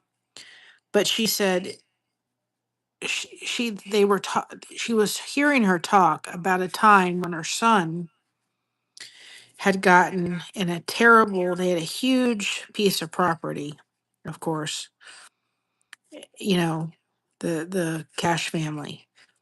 And she said she had gotten the word that her son had gotten a terrible accident and he had an issue with something or other. And she said that Laura Ingalls said, or I forgot, whoever played her said she remembered Johnny Cash's wife saying, on the way to see what had happened to her son, as they were calling the paramedics and everything, she was praising God for her son. She didn't know if, what injuries he had sustained. She didn't know any of that. But she said, I'm going to praise the name of God for his life and, blessing he is to us and everything. Her son, I think, survived, but I just remember that as something because I was going through something or other. I can't remember what I was going through, and I thought, in the midst of, yeah, Melissa, in the midst of, a situation that you do not know the outcome, and yet you're on your way praising God for his life, not knowing if you were going to get to the other side of this whole thing with her son not being there not with them anymore. I thought, what and Melissa said that was such a powerful story for her to hear. She said it was a very impactful story as Johnny Cash's wife was talking about that whole issue, that whole thing that happened. And I thought, man alive, sometimes we forget, you know. I just remember that. And she was doing some kind of interview. I can't remember what interview it was, but she was talking about that whole thing. And, I think they were talking about meeting Johnny Cash and his wife. She said she just remembered that. And Johnny Cash's wife was talking about that scene of not knowing about her son. I thought,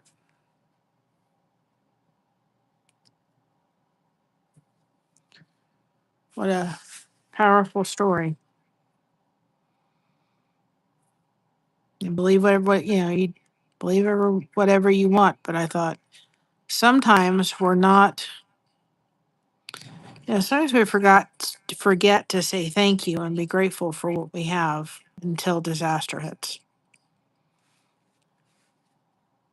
I'm having to fix this little piece because I cut it way too short, and so I'm having to kind of making a little thing, and you probably won't ever see it. I'll just know it's there. Little fix. We're gonna let this dry for a minute till I work on other pieces because if not, it will be it's not gonna sit right while I'm trying to fold with other pieces. So we'll let it sit, get happy while we work on other little sections. We'll work on this flower when that flower is doing its thing.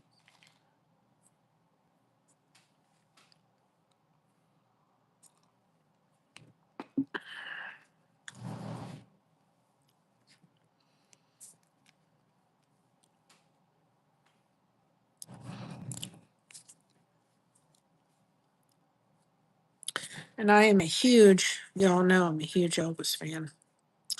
And I tell this story for people that don't know it, but Elvis had stepbrothers because Vernon remarried after Gladys passed away a couple years later. And she had three boys, and those boys have been just all over.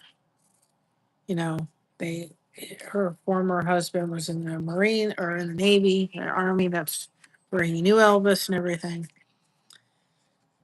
And these boys have been they had to go into some kind of, you know, it wasn't even in the United States, I don't think, or maybe it was, but in some kind of orphanage for a little bit till his mother came here and whole thing. And, they had said that in the orphanage where they were waiting and so forth, they had even had, they wanted to kind of all be together. But of course, there were sections where the the babies and the young 2-year-olds and that kind of stuff. And he said his brother was, you know, was scared. He was small and he didn't know what was happening. And so I think it was Billy. He said he would get up from his bed at night and go be with his brother, so that he could, comfort him and so forth till he went to sleep. And I guess they wanted everybody in their beds and everything. And they would use Tabasco and put it down Billy's throat as punishment. And he just looked at them and he said, "You can put that down my throat 100 times." He said, "I'm still going to get up and comfort my brother."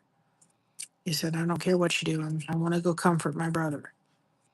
And so anyway, when they met Elvis for the first time, they didn't know who he was. And so or not Gladys, but Vernon came downstairs. Elvis was playing pool downstairs in his pool room, and came downstairs to introduce, these brothers to Elvis. And so he stopped what he was doing and, introduced them. And Elvis just looked at these 3 little boys who had not had the easiest of life. He said, "Oh, Daddy, I've always wanted brothers." And Elvis was not a morning person. He slept during the day and was up at night. And so he went to met him. He said, and so forth. And next morning, they went off to bed, and it was not Christmas. But Elvis sent his bodyguards out in the middle of the night, called up the local toy store and had it open, and sent his bodyguards out to get these little boys all the toys that you could ever imagine for a little boy. 3 of everything. And he said, Elvis, who was not a morning person after he got to know him, he said he was like a kid in a candy store. He said he woke him up about 8 o'clock in the morning, said, "Come on, guys, I got to show you something," and was so excited. And he said, there on the front lawns of Graceland, he said, was 3 of every toy you could imagine for a little boy to have. He didn't just get 1 of this toy, he got 3 of every toy. So that he didn't have to share the toys. And he said, if you asked me at that time who I thought Elvis was, I thought he was Santa Claus. Because he got every bit of toy for these 3 boys that had to stay in an orphanage till his mother could take them. And, they've been through a divorce, and their biological father was was tough, and it was hard. And their last name was Stanley. If their father had allowed it, he would have paid for them to have the last name Presley, but he didn't want to give that up. But yep. And a lot of people look at Elvis's drug history and all that kind of stuff. They don't look at that stuff. They don't know about that stuff. I think it was Billy Stanley. He said Elvis would love to go out times and just have if he was in the car, he wanted to drive. Part of, I think, because Elvis's rest of his life was kind of taken, he had to he couldn't do a lot of stuff that you and I take for granted, go outside without people knowing who he was and all that kind of stuff. And he said he was out one day. He said, Elvis said, Billy, go get my wallet. I just want to go driving around. And so he got in his car and he drove. There was a gentleman on the street, and he could tell he was homeless and was going through a difficult time. And he said, you have to understand, Elvis's wallet, you couldn't close Elvis's wallet. It was so thick you couldn't close it. And I did it again. I covered up a leaf taking a break for a second. He said, you couldn't close it up. And he said, there was probably about $5,000 in that wallet. And he said, we were going by. And he said, Elvis said to him, he said, take that, take the money out of there. And yes, I did. And he said, he put it in Elvis's hand, and the guy was there. And he sat there and he said, sir, he said, how are you doing? He said, oh, I'm doing just fine, Mr. Presley. He said, no, my friends call me Elvis. And he said, okay. And he was talking to him. He said, how are you doing? He said, oh, I'm kind of going through a rough patch, but he said, I'll get back on my feet and all that kind of stuff. And he said he went to shake this man's hand. Now, in his cup of his hand, he had that money. And he handed it, shook his hand, and handed him the money. And the guy said to him, he said, oh, Mr. Presley, he said, Elvis, he said, you don't have to do that. He goes, yep, I do. And he said, well, he said, I've watched all your movies and all that kind of stuff. He said, well, then you deserve something for have to put up with all those movies. You had to sit there and watch them because he really never liked any of his movies hardly. And, and so the guy looked at him and said, well, Elvis, he said, I did it again. Dang on it. He said, Elvis, he said, may God bless you. And Elvis said, he already has. He said, don't worry, he has. He's blessed me beyond measure. He said, that's why I want to bless other people. So, when you all think and we look at Elvis and we think, oh, well, he was this and he did this and he did a lot of stuff he did that a lot of people don't know that he did. That was, he wanted to just bless people and he didn't want attention. He didn't want any fanfare. He didn't want anything. He just wanted to help people because he was blessed and he wanted people to be blessed. But that was the side that a lot of people don't know. And I've just taken my time to learn and kind of, get a little bit of knowledge about. And um, there was one story and actually was told, and I think I've put it on my channel too with, what was his name? I'm going to forget it now. Sonny West. Think about Sonny West however you want to think about him. But anyway, he was one of his bodyguards, and he sat there. It was one of the bodyguards that came to him, but Billy Graham, Sonny West told the story, and he said one of the bodyguards said to Elvis, you got to see the story in the newspaper. So brought him the story. Elvis read it, and he said, do me a favor, get me. I think my water dried up. Get me the best. And by the way, that water trick looked like it worked over here. It took the residue off the glue, so that's a trick. Best wheelchair money could buy, because there was this woman that was in the Memphis area and had actually had no legs, but she had raised children, she had raised grandchildren, and he was African American. I think they were African American, which I only say that because there's people that say Elvis was racist. His background singers were black, and one time it was like a Texas stage or something thing, and they had said, "Well, you can't have them backup singers there." And Elvis just said, "They're not there. Neither am I." Guess what? Elvis won. And not only that, he was riding out in like a car or a Cadillac. Guess who was in the back of the Cadillac? The Sweet Inspirations. So anyway, they ended up getting the wheelchair, taking it to the house. Now, I say this because there was no media, there was no cameras, there was no news stations, there was no newspaper, nobody. He didn't do this for fanfare. Knocked on the door. Wheelchair was in the back of the car, and the gentleman, her husband, answered the door and said, so and so home, we've got something for her. And he goes, yes, she is. And so he went and got her. she came around the corner and saw that beautiful wheelchair and everything. And she goes, "Oh my goodness gracious." And Elvis just says, "Ma'am, I don't know much about this wheelchair, but I can tell you it goes fast. It'll take you anywhere you want to go." And so the lady said, "Well, can I sit in it?"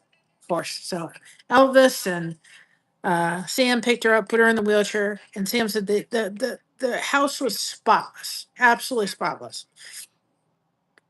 And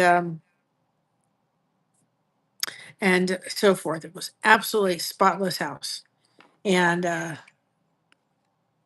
Elvis said, at one point, probably gave the guy some money.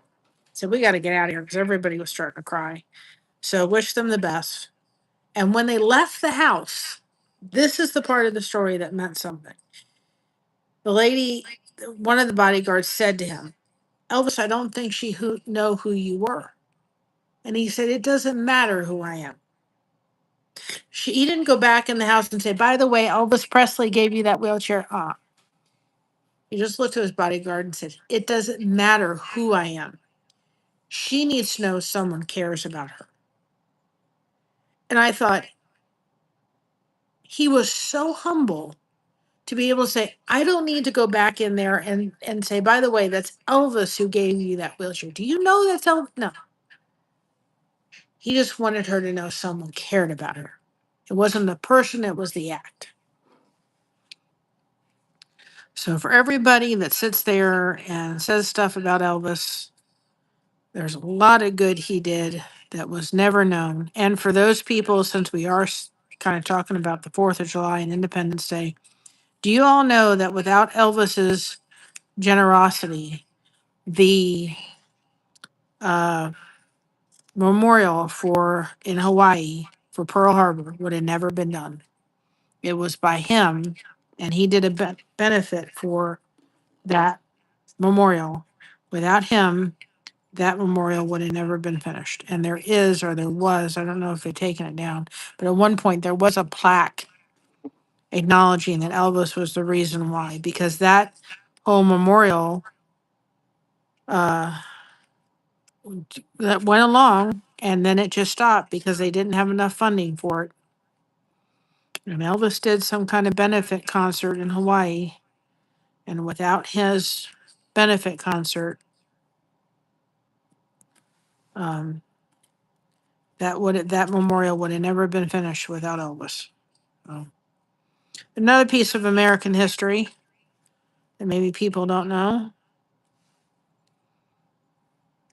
because he helped to make that actually finished. So anyway, it's another piece of history.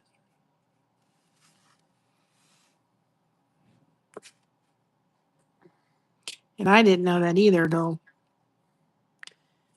When I first started liking Elvis, it was his music. And then as I got older, I wanted to know who Elvis was and who he was. And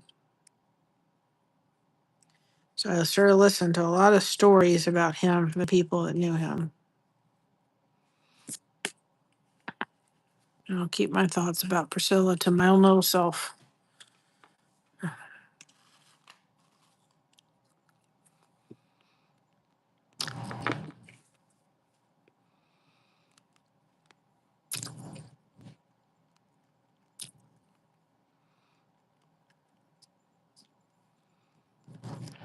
Oops, I gotta be careful of this one.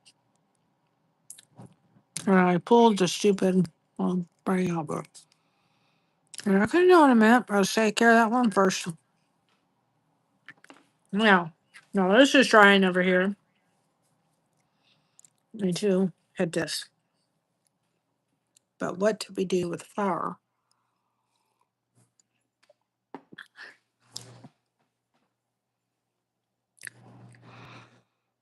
I think it needs red. That's for sure.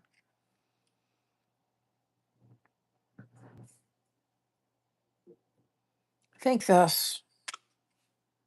I think we'll do that. And then we'll pick a blue. Already done that one. think we'll kind of do this next and kind of going down the list of ones and then 1, 2, 3, 4. So we have 4 more. Let me pull from here.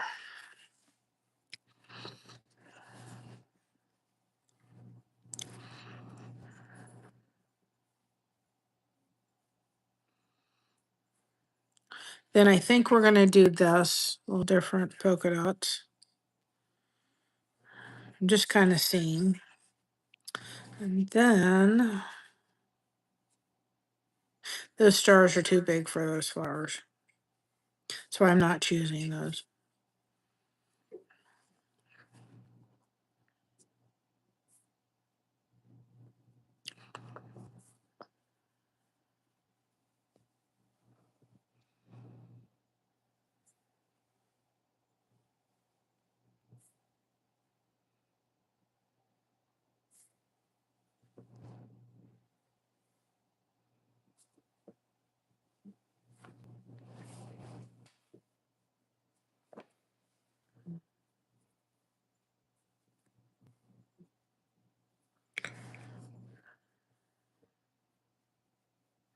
Trying to see. I don't see.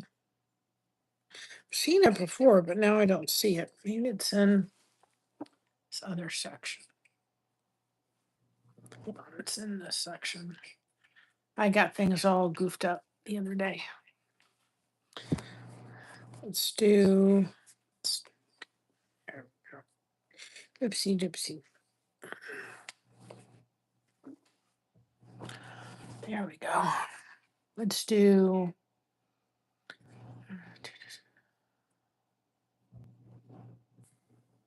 Let's do this. This kind of looks like fireworks, so we'll do that. So how many more flowers? So we're gonna do this for 1, 2, 3, 4, 5, 6. So kind of like that.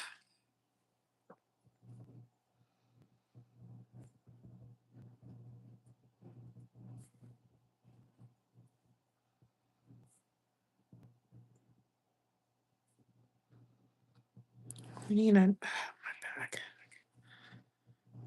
It hurts. It's not fun, guys. It's sore. After yesterday, it's really kind of sore. I do things and I realize, oh, I probably shouldn't be doing those, right?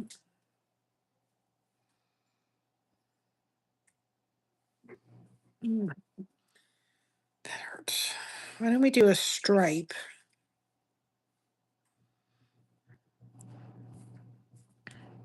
So we'll do this kind of stripes. So we'll do kind of this, right?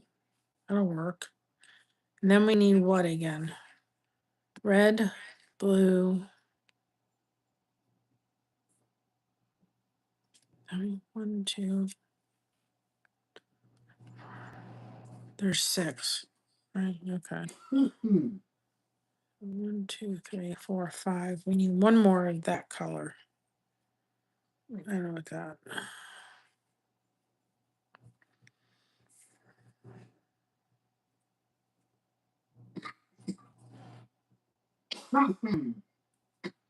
You okay?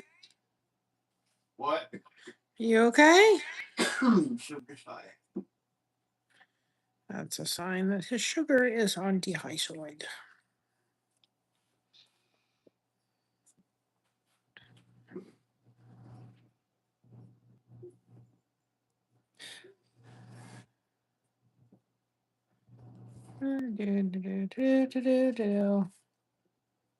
I'm thinking. I'm processing it.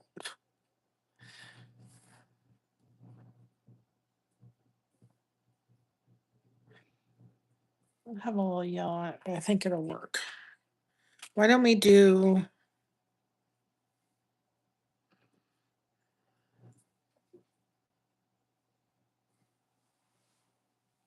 that?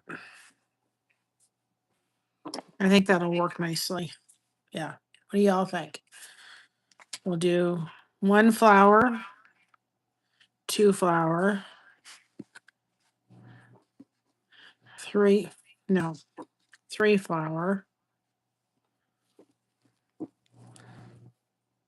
4 flower, 5 flower, 6 flower. So let me put these this way so that this kind of looks like fireworks to me. That's why I brought it out. Okay. So I'll lay these on top of there in that order so we don't mess that up.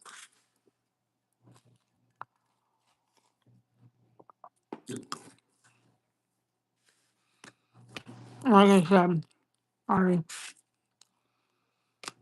Let's see, what time is it? Oh,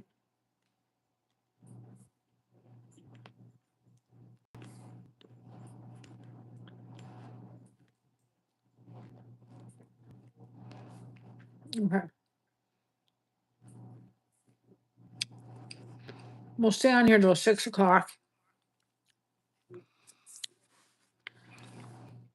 I'll let you all enjoy your 4th of July. And whoops, I just got a piece of this stuff off. Well, we're going to make it work. I stuck it down, took it with it.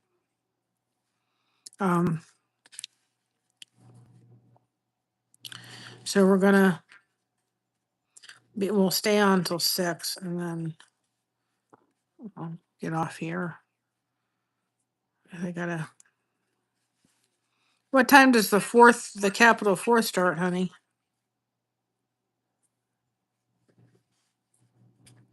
Josh?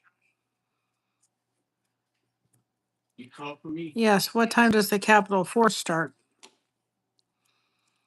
I don't know. Well, that's what I'm asking.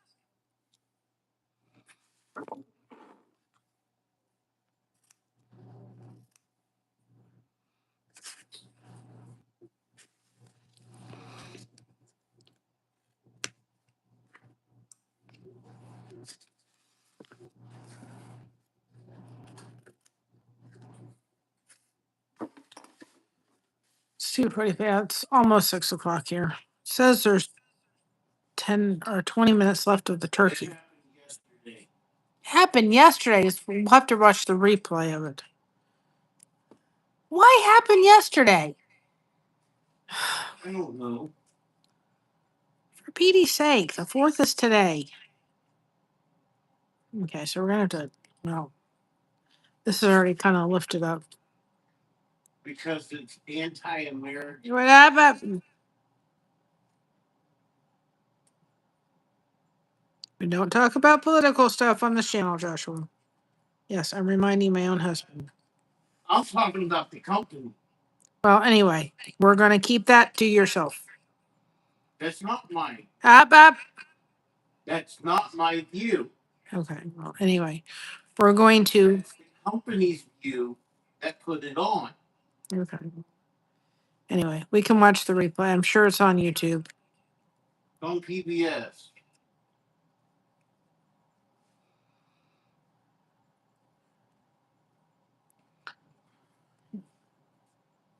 I'm having to.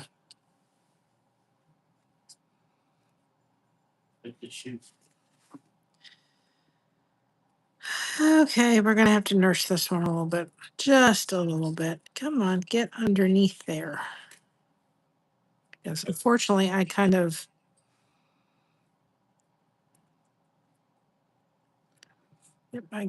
messed this one up. I'm trying to get it around the rest of it, then I can nurse the bottom a little bit.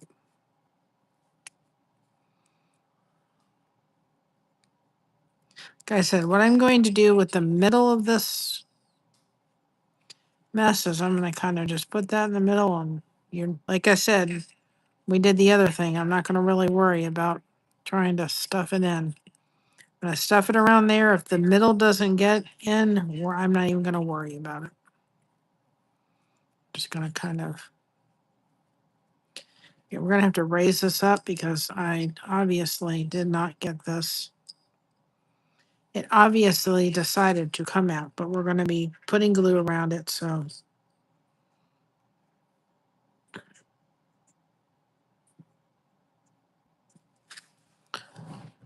It's going to be a.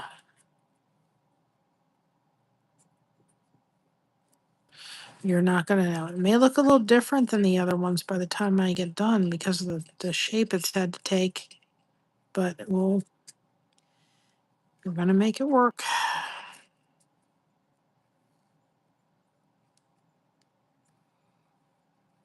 There we go. It'll be a different kind of flower, but I think it works. There we go. Like I said, I'm not even going to worry about the middle part. The middle part will take, I'll show you all how I did that so y'all see it before we leave. Okay, we're just going to cut that because what I'm doing too with some of these, at least for some, I'm kind of making points out of them out of the point of fabric it already is. You know, like the ends part, I can't do it for all 6 of them, but for at least 4 I can.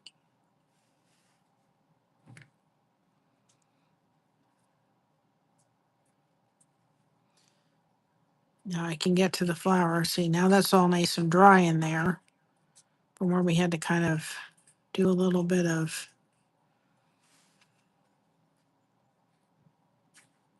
Oh, that's over here. But we had to kind of do a little bit of repair work on.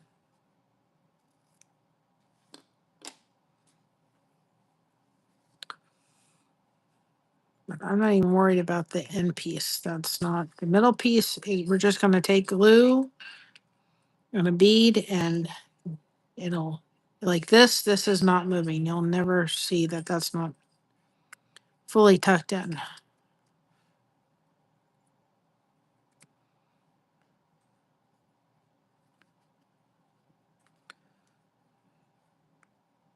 I'm just trying to get the obvious pieces, the ones you're going to see. I'm trying to get them kind of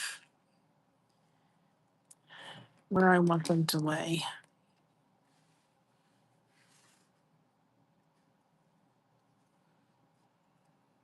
And I would honestly, if you're going to be doing tiny pieces like this, you're kind of having to finagle things, you may have to put a little bit more pressure on them than you like. I would absolutely take the glue trick and put it around because it will prevent it from fraying. It will keep it in place. Maybe you had to cut it a little bit too much or you had to pull on it a little bit like I'm having to do here.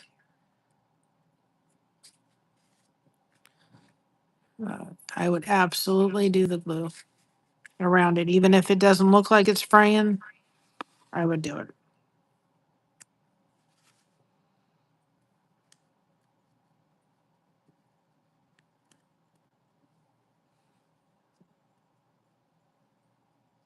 And unfortunately, this little piece here is kind of damaged. So I'm having to kind of hold this piece. Just kind of, I'm trying to get this in where I need it to.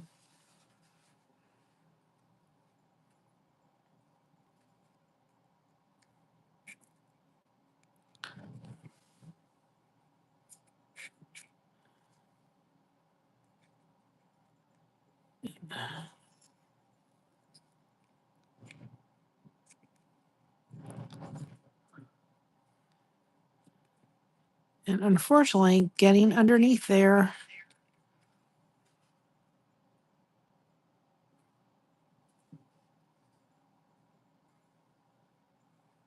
and I am putting a little bit of glue already on it because it's just, I need it to do something and it seems to be,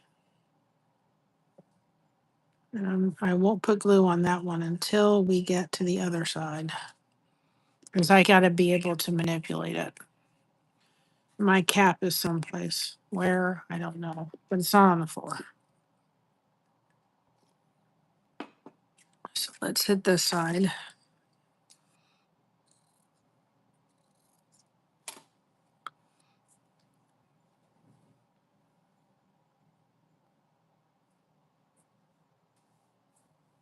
It's so tiny that I'm like, where did it go?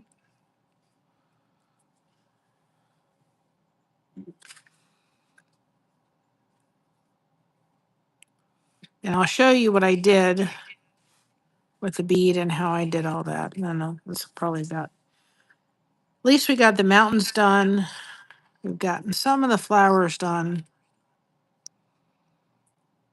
And then gotten some more of the grass. I think probably at least one, maybe possibly two more streams, and we'll get it done.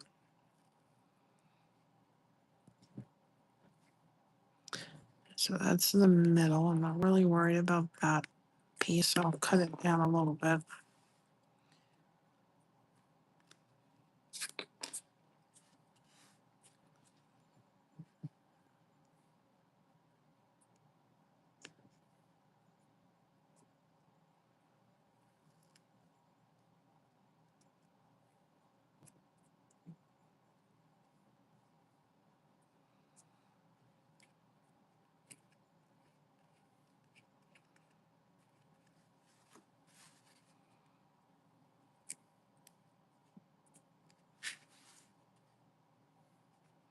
And just know if you get this pattern and you choose to do the flowers, just take your time.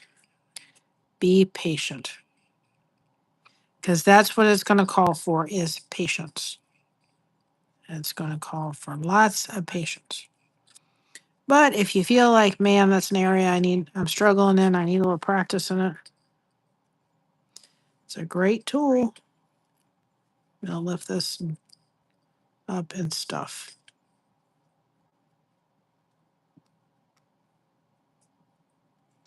Even take that totally out. You see, I'm even willing to kind of take that out a little bit.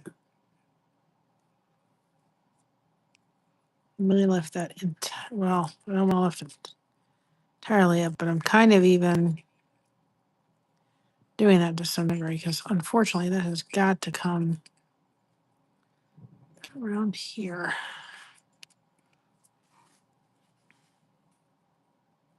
I'm going to take some glue. We're going to fix that in a minute. It's like right here. I can't.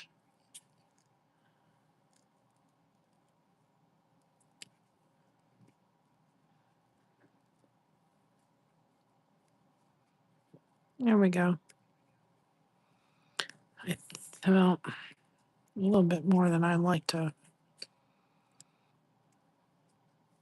As long as we can kind of give it a possible thing without it looking like I've like totally destroyed that flower. Oh my goodness.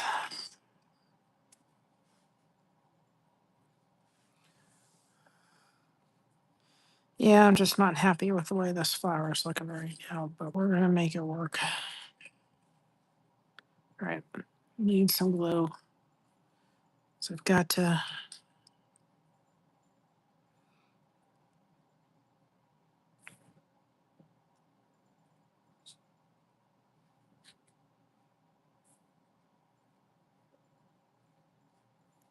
I've got to do some tucking here.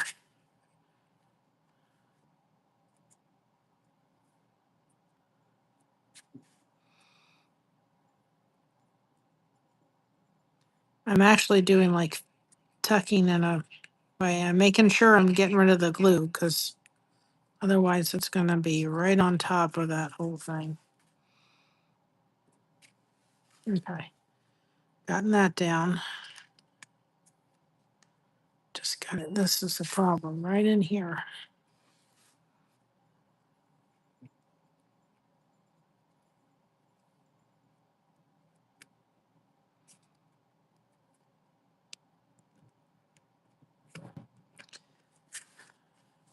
And if you rush this, there we go. You're gonna, if something happens and it kind of just doesn't look like the other petal, and just up to, you know what, in life, we're all supposed to be a little different.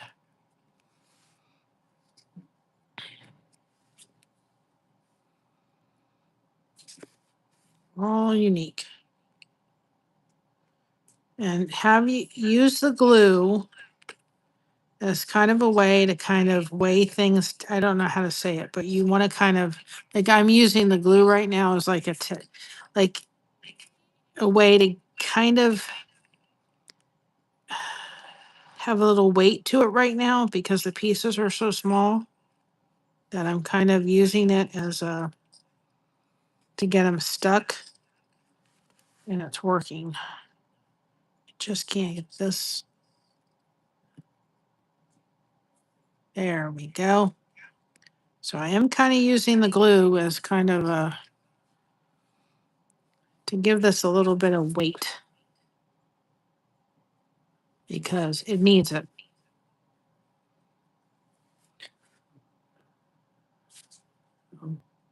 I didn't want to hit this piece, so I kind of gotten this piece to where I'm not totally happy with it, but I'm not like I was when I first started thinking, oh my goodness. And I'm going to get this piece kind of settled. I need more glue. First, we got to hit. We got to hit this piece. I got to get underneath this here because this kind of came undone. So we're gonna let's get the glue in there so that we can. Whoop.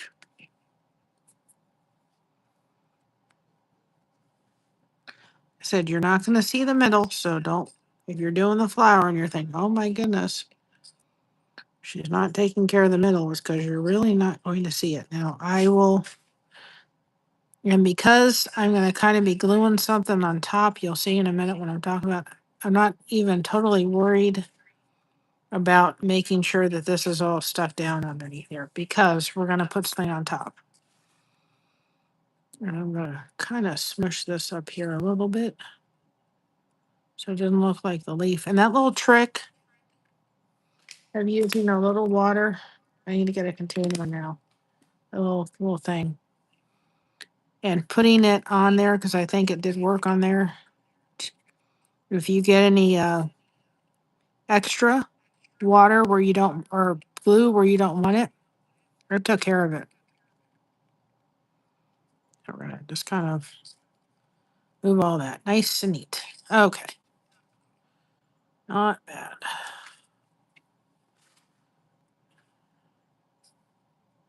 And this will kind of, this as frustrating as maybe you'll get with a piece like this or that little section. Use it as a place where you can grow. You know what I mean? Like, you can sit there and, oh my goodness gracious, I can't take this small little section. And that's where you're going to get your technique in. You're learning about the material. And so you can be upset with it. You can talk to it. And like I cut that. I can just tell. No, I didn't. But don't just throw up your hands and walk away. Get it done. When I redo this pattern for you all, I will make the petals a little bigger.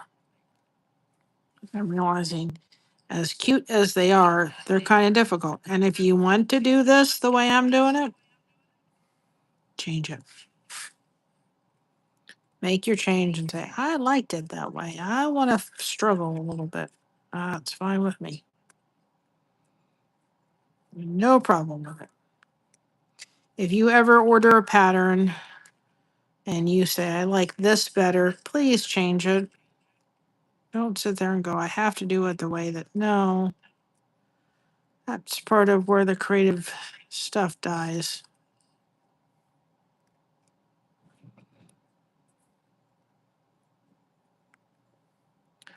So I know that piece right there is kind of wobbly. I'm not worried about it right now. Oops. Ipsy wipsy. Only because what I'll be putting down on there, we're not gonna. When I put that down, these things are not going to move. Let me just tell you about that. Let me just tell you about that.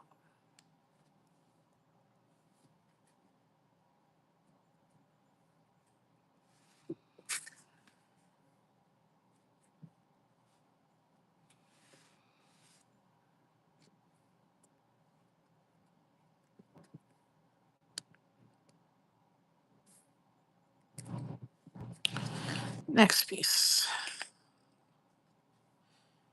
The turkey's almost done, but it smells good, Mom.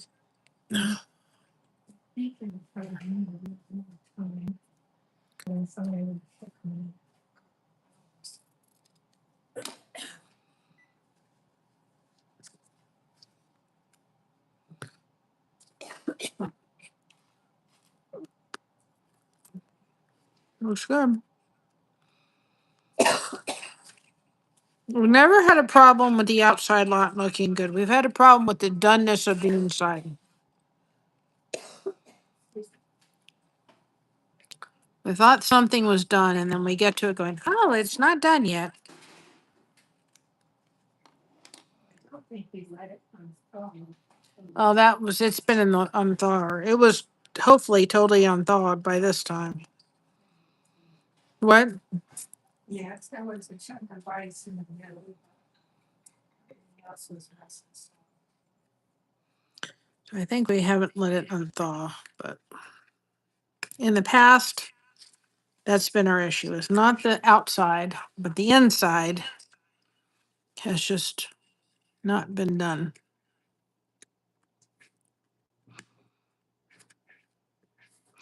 The same issues with chickens.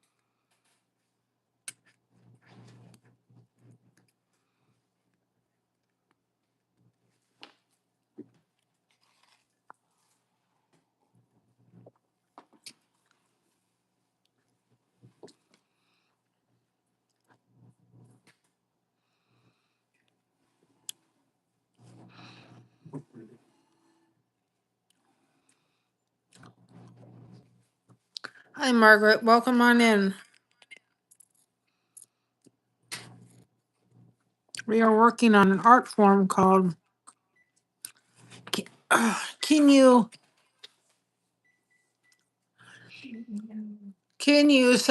Sorry. Saga.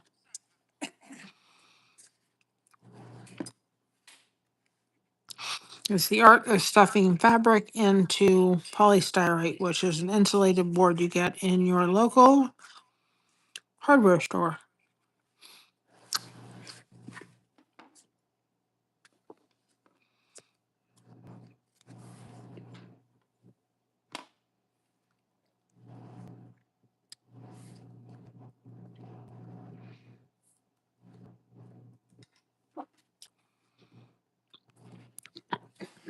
And don't forget, you all can put hashtag blessed in the chat if you want people to connect with your channel.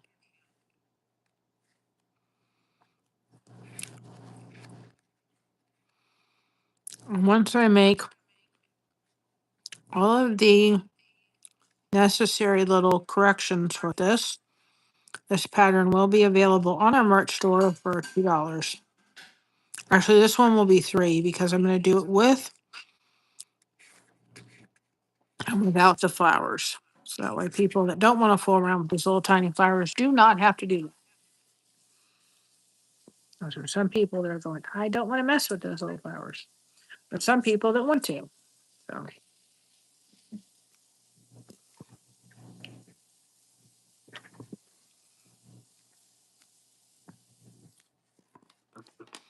and I'm not, like I was telling everybody, I'm not really paying much attention to the center of the flower for a reason you'll see in a second. Not even trying to stuff it in the middle. Just putting all this fabric there and saying, okay.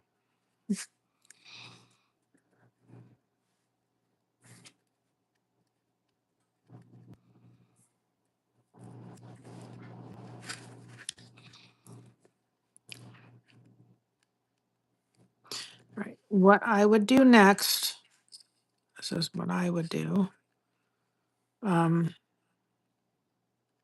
is take your glue. I've got a little pad of glue right there, right? And it's this. It's the quick dry, which is on our fabric list.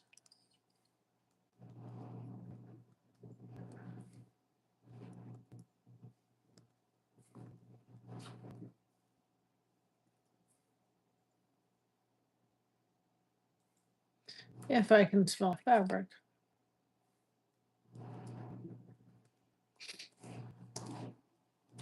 Plus all of the lists that we have, all the things that we have used during this process is I would take my glue and I would literally just outline all the section of the flowers. Just go ahead and put it on and then smooth it out.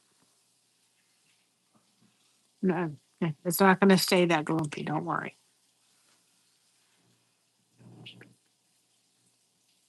Okay. So we're taking this, and this is not necessary to do the glue. I've just found out in my little time that I've been working with this craft, having the glue, using the glue, putting it kind of in between stuff, areas where it may fray or it may come up or what have you, is extremely helpful. Just want to make sure you kind of push it down. You're not leaving it on a lumpy mess because it will show. I mean, it's going to dry clear, but you don't want it to look like you have glue sitting on top of the fabric either. Okay, the other one that I kind of want to take care of now is right in there because it's really loose. And we gotta kind of fix that. It will dry pretty quick.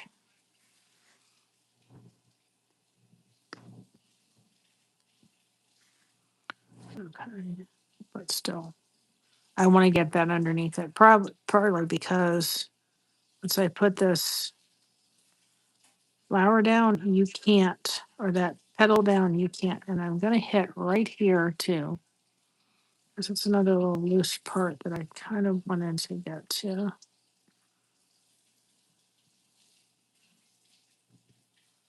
Just to kind of make sure that that's all underneath. The little issue we had with that is all underneath the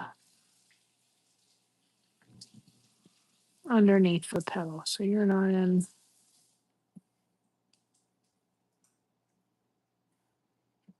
Okay. I was gonna kind of put that down for a minute.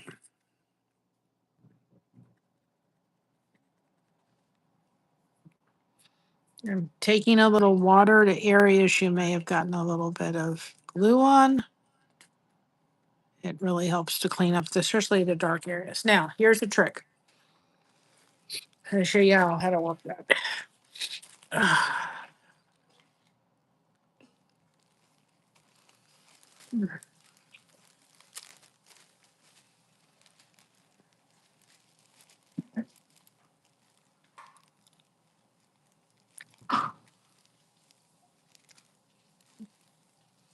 There's all different sizes of these beads.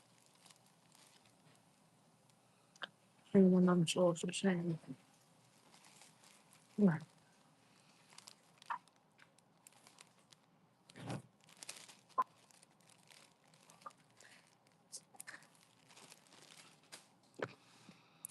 I would not put this down with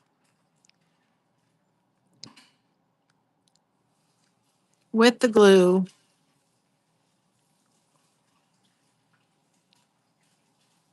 that we tried to do the rest of this project. It's not gonna work, just so y'all know. And how do I know? It's because I tried it.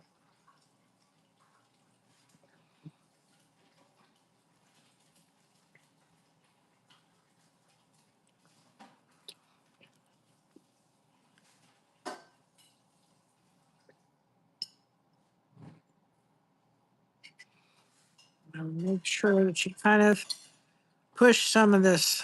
Make sure you're pushing the kind of the couldn't get all this stuff in the center. Just push it to where you're not going to see it. Any of this little leftover stuff, just get it right there. Push that down a little bit.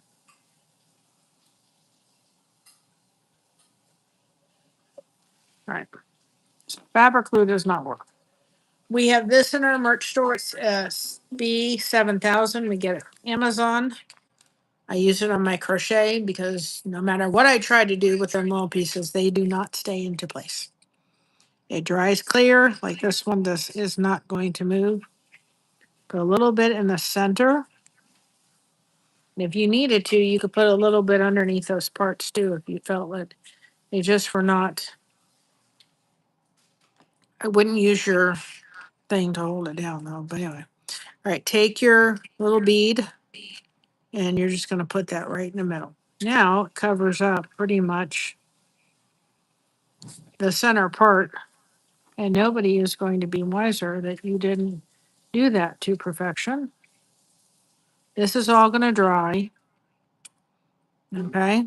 Now, this is what I did the other day, so people understand how I did.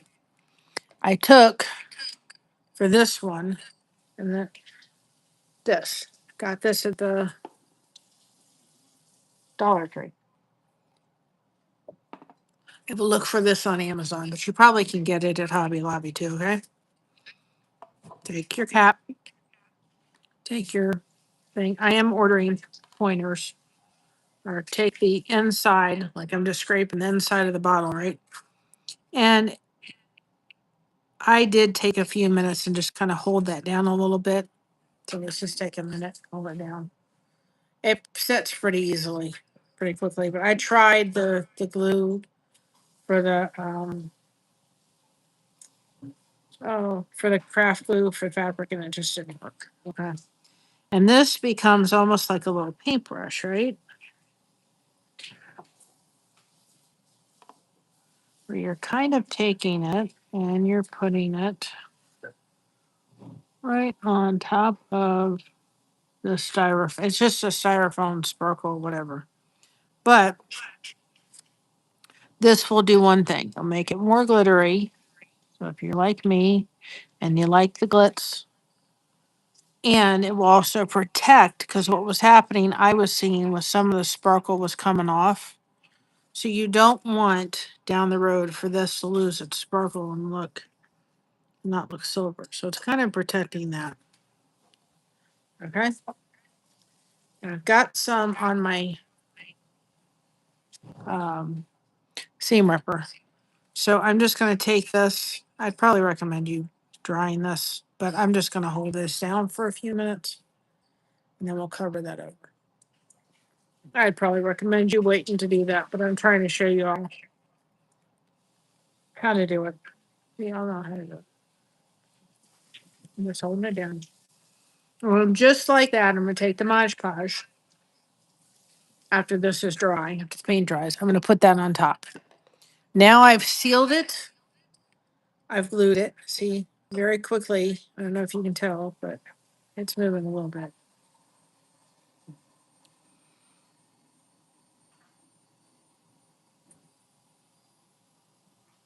Okay. Mom, when you get a chance, can you hand me a napkin? Yeah.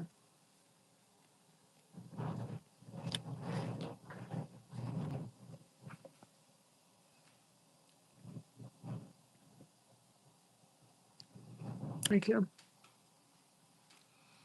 So it's moving, but not that much. It's going to dry very quickly. But your thing or your stylus or whatever you use, you know what I mean?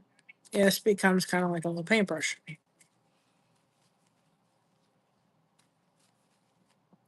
Now you've gotten the glue on there. I will wait till the glue dries and then we'll put Mosh Podge just the same on it. And now, if you can see, just so people can see the difference. Okay.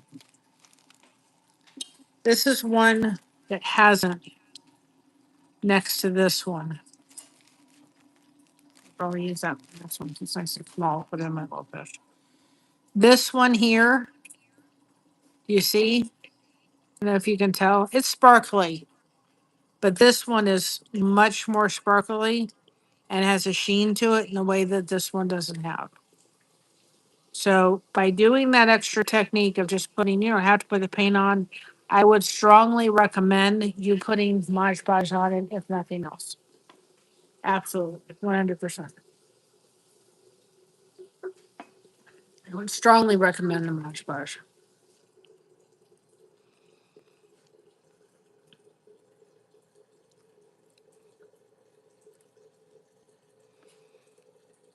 So anyway, that's a little technique because the Mod Podge is going to um, protect it from getting damaged. So you don't want to put the extra sparkle on it. That's up to you. But I would strongly recommend the Mod Podge.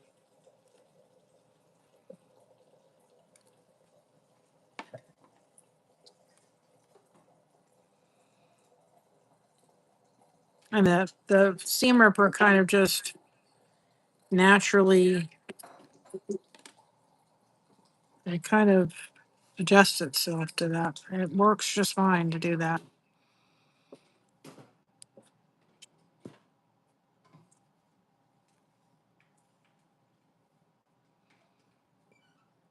Sleeve done. May go through and do all the leaves eventually. At least if we can get half of it done. I don't know if I have patience for another farmer tonight. But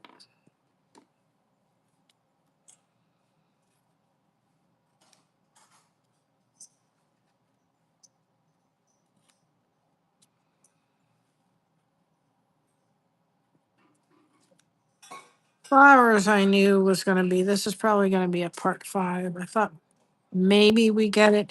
They were all mountains. I'd have this all done by now, but this is much more part of the section that's much more detailed. So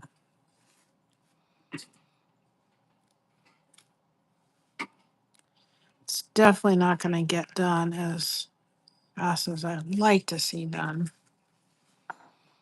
I don't want to mess up what we just did with the glitter. Now I can do it again if we had to. And she's checking on the turkey again.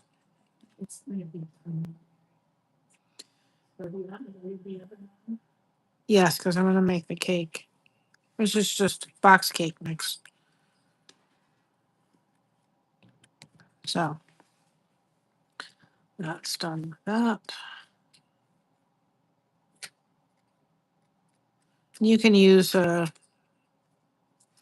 is it? I can't think what it is, a lint roller for some of this, but you just want to stuff it in there. It'll stuff it. Okay. So we got that done. So we're kind of halfway through. It may take 6 rounds before we get it done. But turkey is done. We're gonna let it rest. And hopefully it's cooked inside. All of our turkeys that we have done, we've had 2 of them. We had to throw one in the garbage.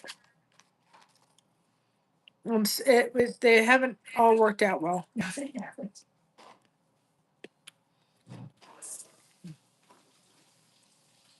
So if I am up to it tomorrow, we'll finish this half we'll try to do at least 2 flowers tomorrow. Or maybe the rest. Or I may work on some of the flowers independently off camera, and then that way, or by now you guys know how to make the flowers work. Who knows? We'll just work on it. It'll be past 4th of July, but who cares? I may need to come back with some more glue in a minute with that, but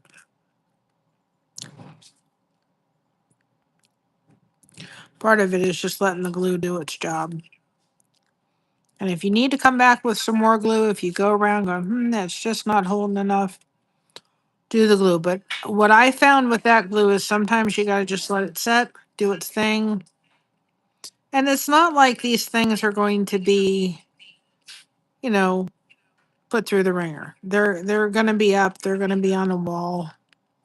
But let yourself just kind of see. Let it sit. If you got to add a little bit more glue, add more glue. But I've already added a good chunk of glue, and I don't want it to, I don't want to overdo it with glue either. And it seems like having a little bit of water, I'll have to get a container. It does help to kind of put that in places that you didn't want the glue to go, but it got on there. We had that issue over here, and it seems to have kind of solved the problem. So if you get a little glue on a place that's dark, I haven't noticed it with light, but like this dark green, just take your water. Seems to have helped that little area. And it's just me that'll probably notice it. You just do not want to go in there, do you? We want you to stay where I want you to. Thank you.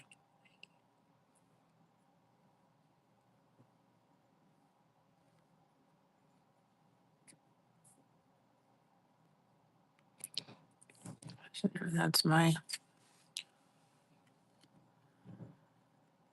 so there we go. That's looking really sharp.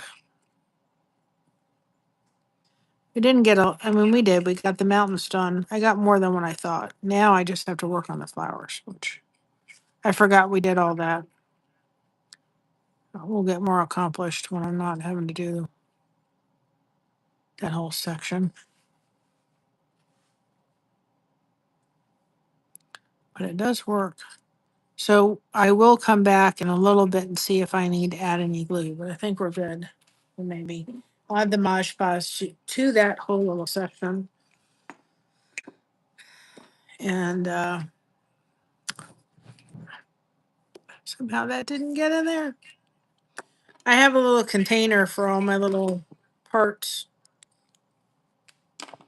so that when I get done, I don't have to go hunting for them. But I somehow did the knife thing didn't wind in there. So anyway, that is looking great. So I think that because we did all of this before I got to this, so I think maybe one more, maybe two more. I mean, if we do this one and I start into the goose, we can do goose and the fly together. We'll see how I am tomorrow. But with that being said, guys, we're gonna eventually go enjoy our turkey, and we'll watch the 4th of July, even though it's a day late. Make any sense in my head, but anyway. you know. Anyway, with that being said, guys, I wish everybody a very, very happy 4th, safe 4th. Make sure you're keeping hydrated out there because it's hot. Um, Happy birthday, America. To all those who have protected this country and served this country over time, thank you for your service. It is beyond measure. There is not anything that we can say to thank you for your service and your family sacrifice as well. To those who have paid uh, the ultimate cost for our freedom, thank you very much for your ultimate sacrifice. And to your families, there is nothing we could ever do and repay you for your loved one's sacrifice for this country. So thank you to all that have served. Thank you to all that have paid the ultimate sacrifice. But not only that, thank you to the families that have lived through that, whether they've gotten their loved ones home, safe and sound. Some of them have gotten them home with lifelong disabilities. Some of them we have to um, have them come home in the way that they never wanted to see them come home. So thank you to all that are served. Thank you to our first responders, both police, fire, and paramedics. Thank you for serving this country too as well, because it's a service to keeping us safe and protected. With that being said, y'all, this country is not perfect, not like us. None of us are perfect. But God bless the USA for as long as this country exists, hopefully. And thank you to the Lord for the protection, and thank you for the blessings we have been given in this country. So I'm going to head off here. I'm going to go fix that cake. It's just a simple box cake I'm going to throw together. You got to have a little dessert, right? And then we'll put the stuff in, and we got mashed potatoes, and we got a can of green beans and cranberry sauce that Josh doesn't like. And I think that's it. That's all we're having, I think. You know what, Mom? We got to get the stuff after the 6th is that layered salad. I've been wanting that layered salad. If y'all haven't tried our layered salad recipe, you got to go try it on our channel, because I thought about that today. I want layered salad, and I wish we'd had it tonight because it sounds really good. But I will be happy and thankful for what we've been blessed with. It is tremendous. So I love y'all. Thank you for sticking with. Our flag is almost done. I'm going to order the cardstock cutter score thing tonight, so that when we can get done um, with Josh's help, we can sit and work on that frame and hopefully show you how to do the frame. And I got to order the felt, which will always be purple, even if it doesn't go with the project. That's going to be my signature color for the back. So love you all. Oh, that's almost dry. So why don't we finish that up? The paint dried very quickly, and I can just show you that. Just take your Mod Podge like you did with the paint, right? Just dip a little bit. Dip your Mod Podge in there. And I would say, even if you're not going to do the paint, do this step. It will protect that you get styrofoam. You can get rhinestones. I would still probably do it with a little bit of the rhinestones, because sometimes that can lose its shimmer and shine. Just take your seam ripper. Who knew a seam ripper could be as useful as it is? But it seemed to work the other day when I did it. So you're not using much. You're just using enough. And then that way, I think I got those things for like 99 cents. I think I'll have them for years. I see them for many projects. We may even use them for the eyes of the whatever the goose, because I'm not trying to cut the eyes out for the goose.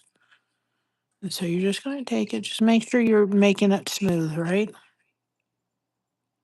Make sure you're not getting it on the fabric. You could even use a little paintbrush, but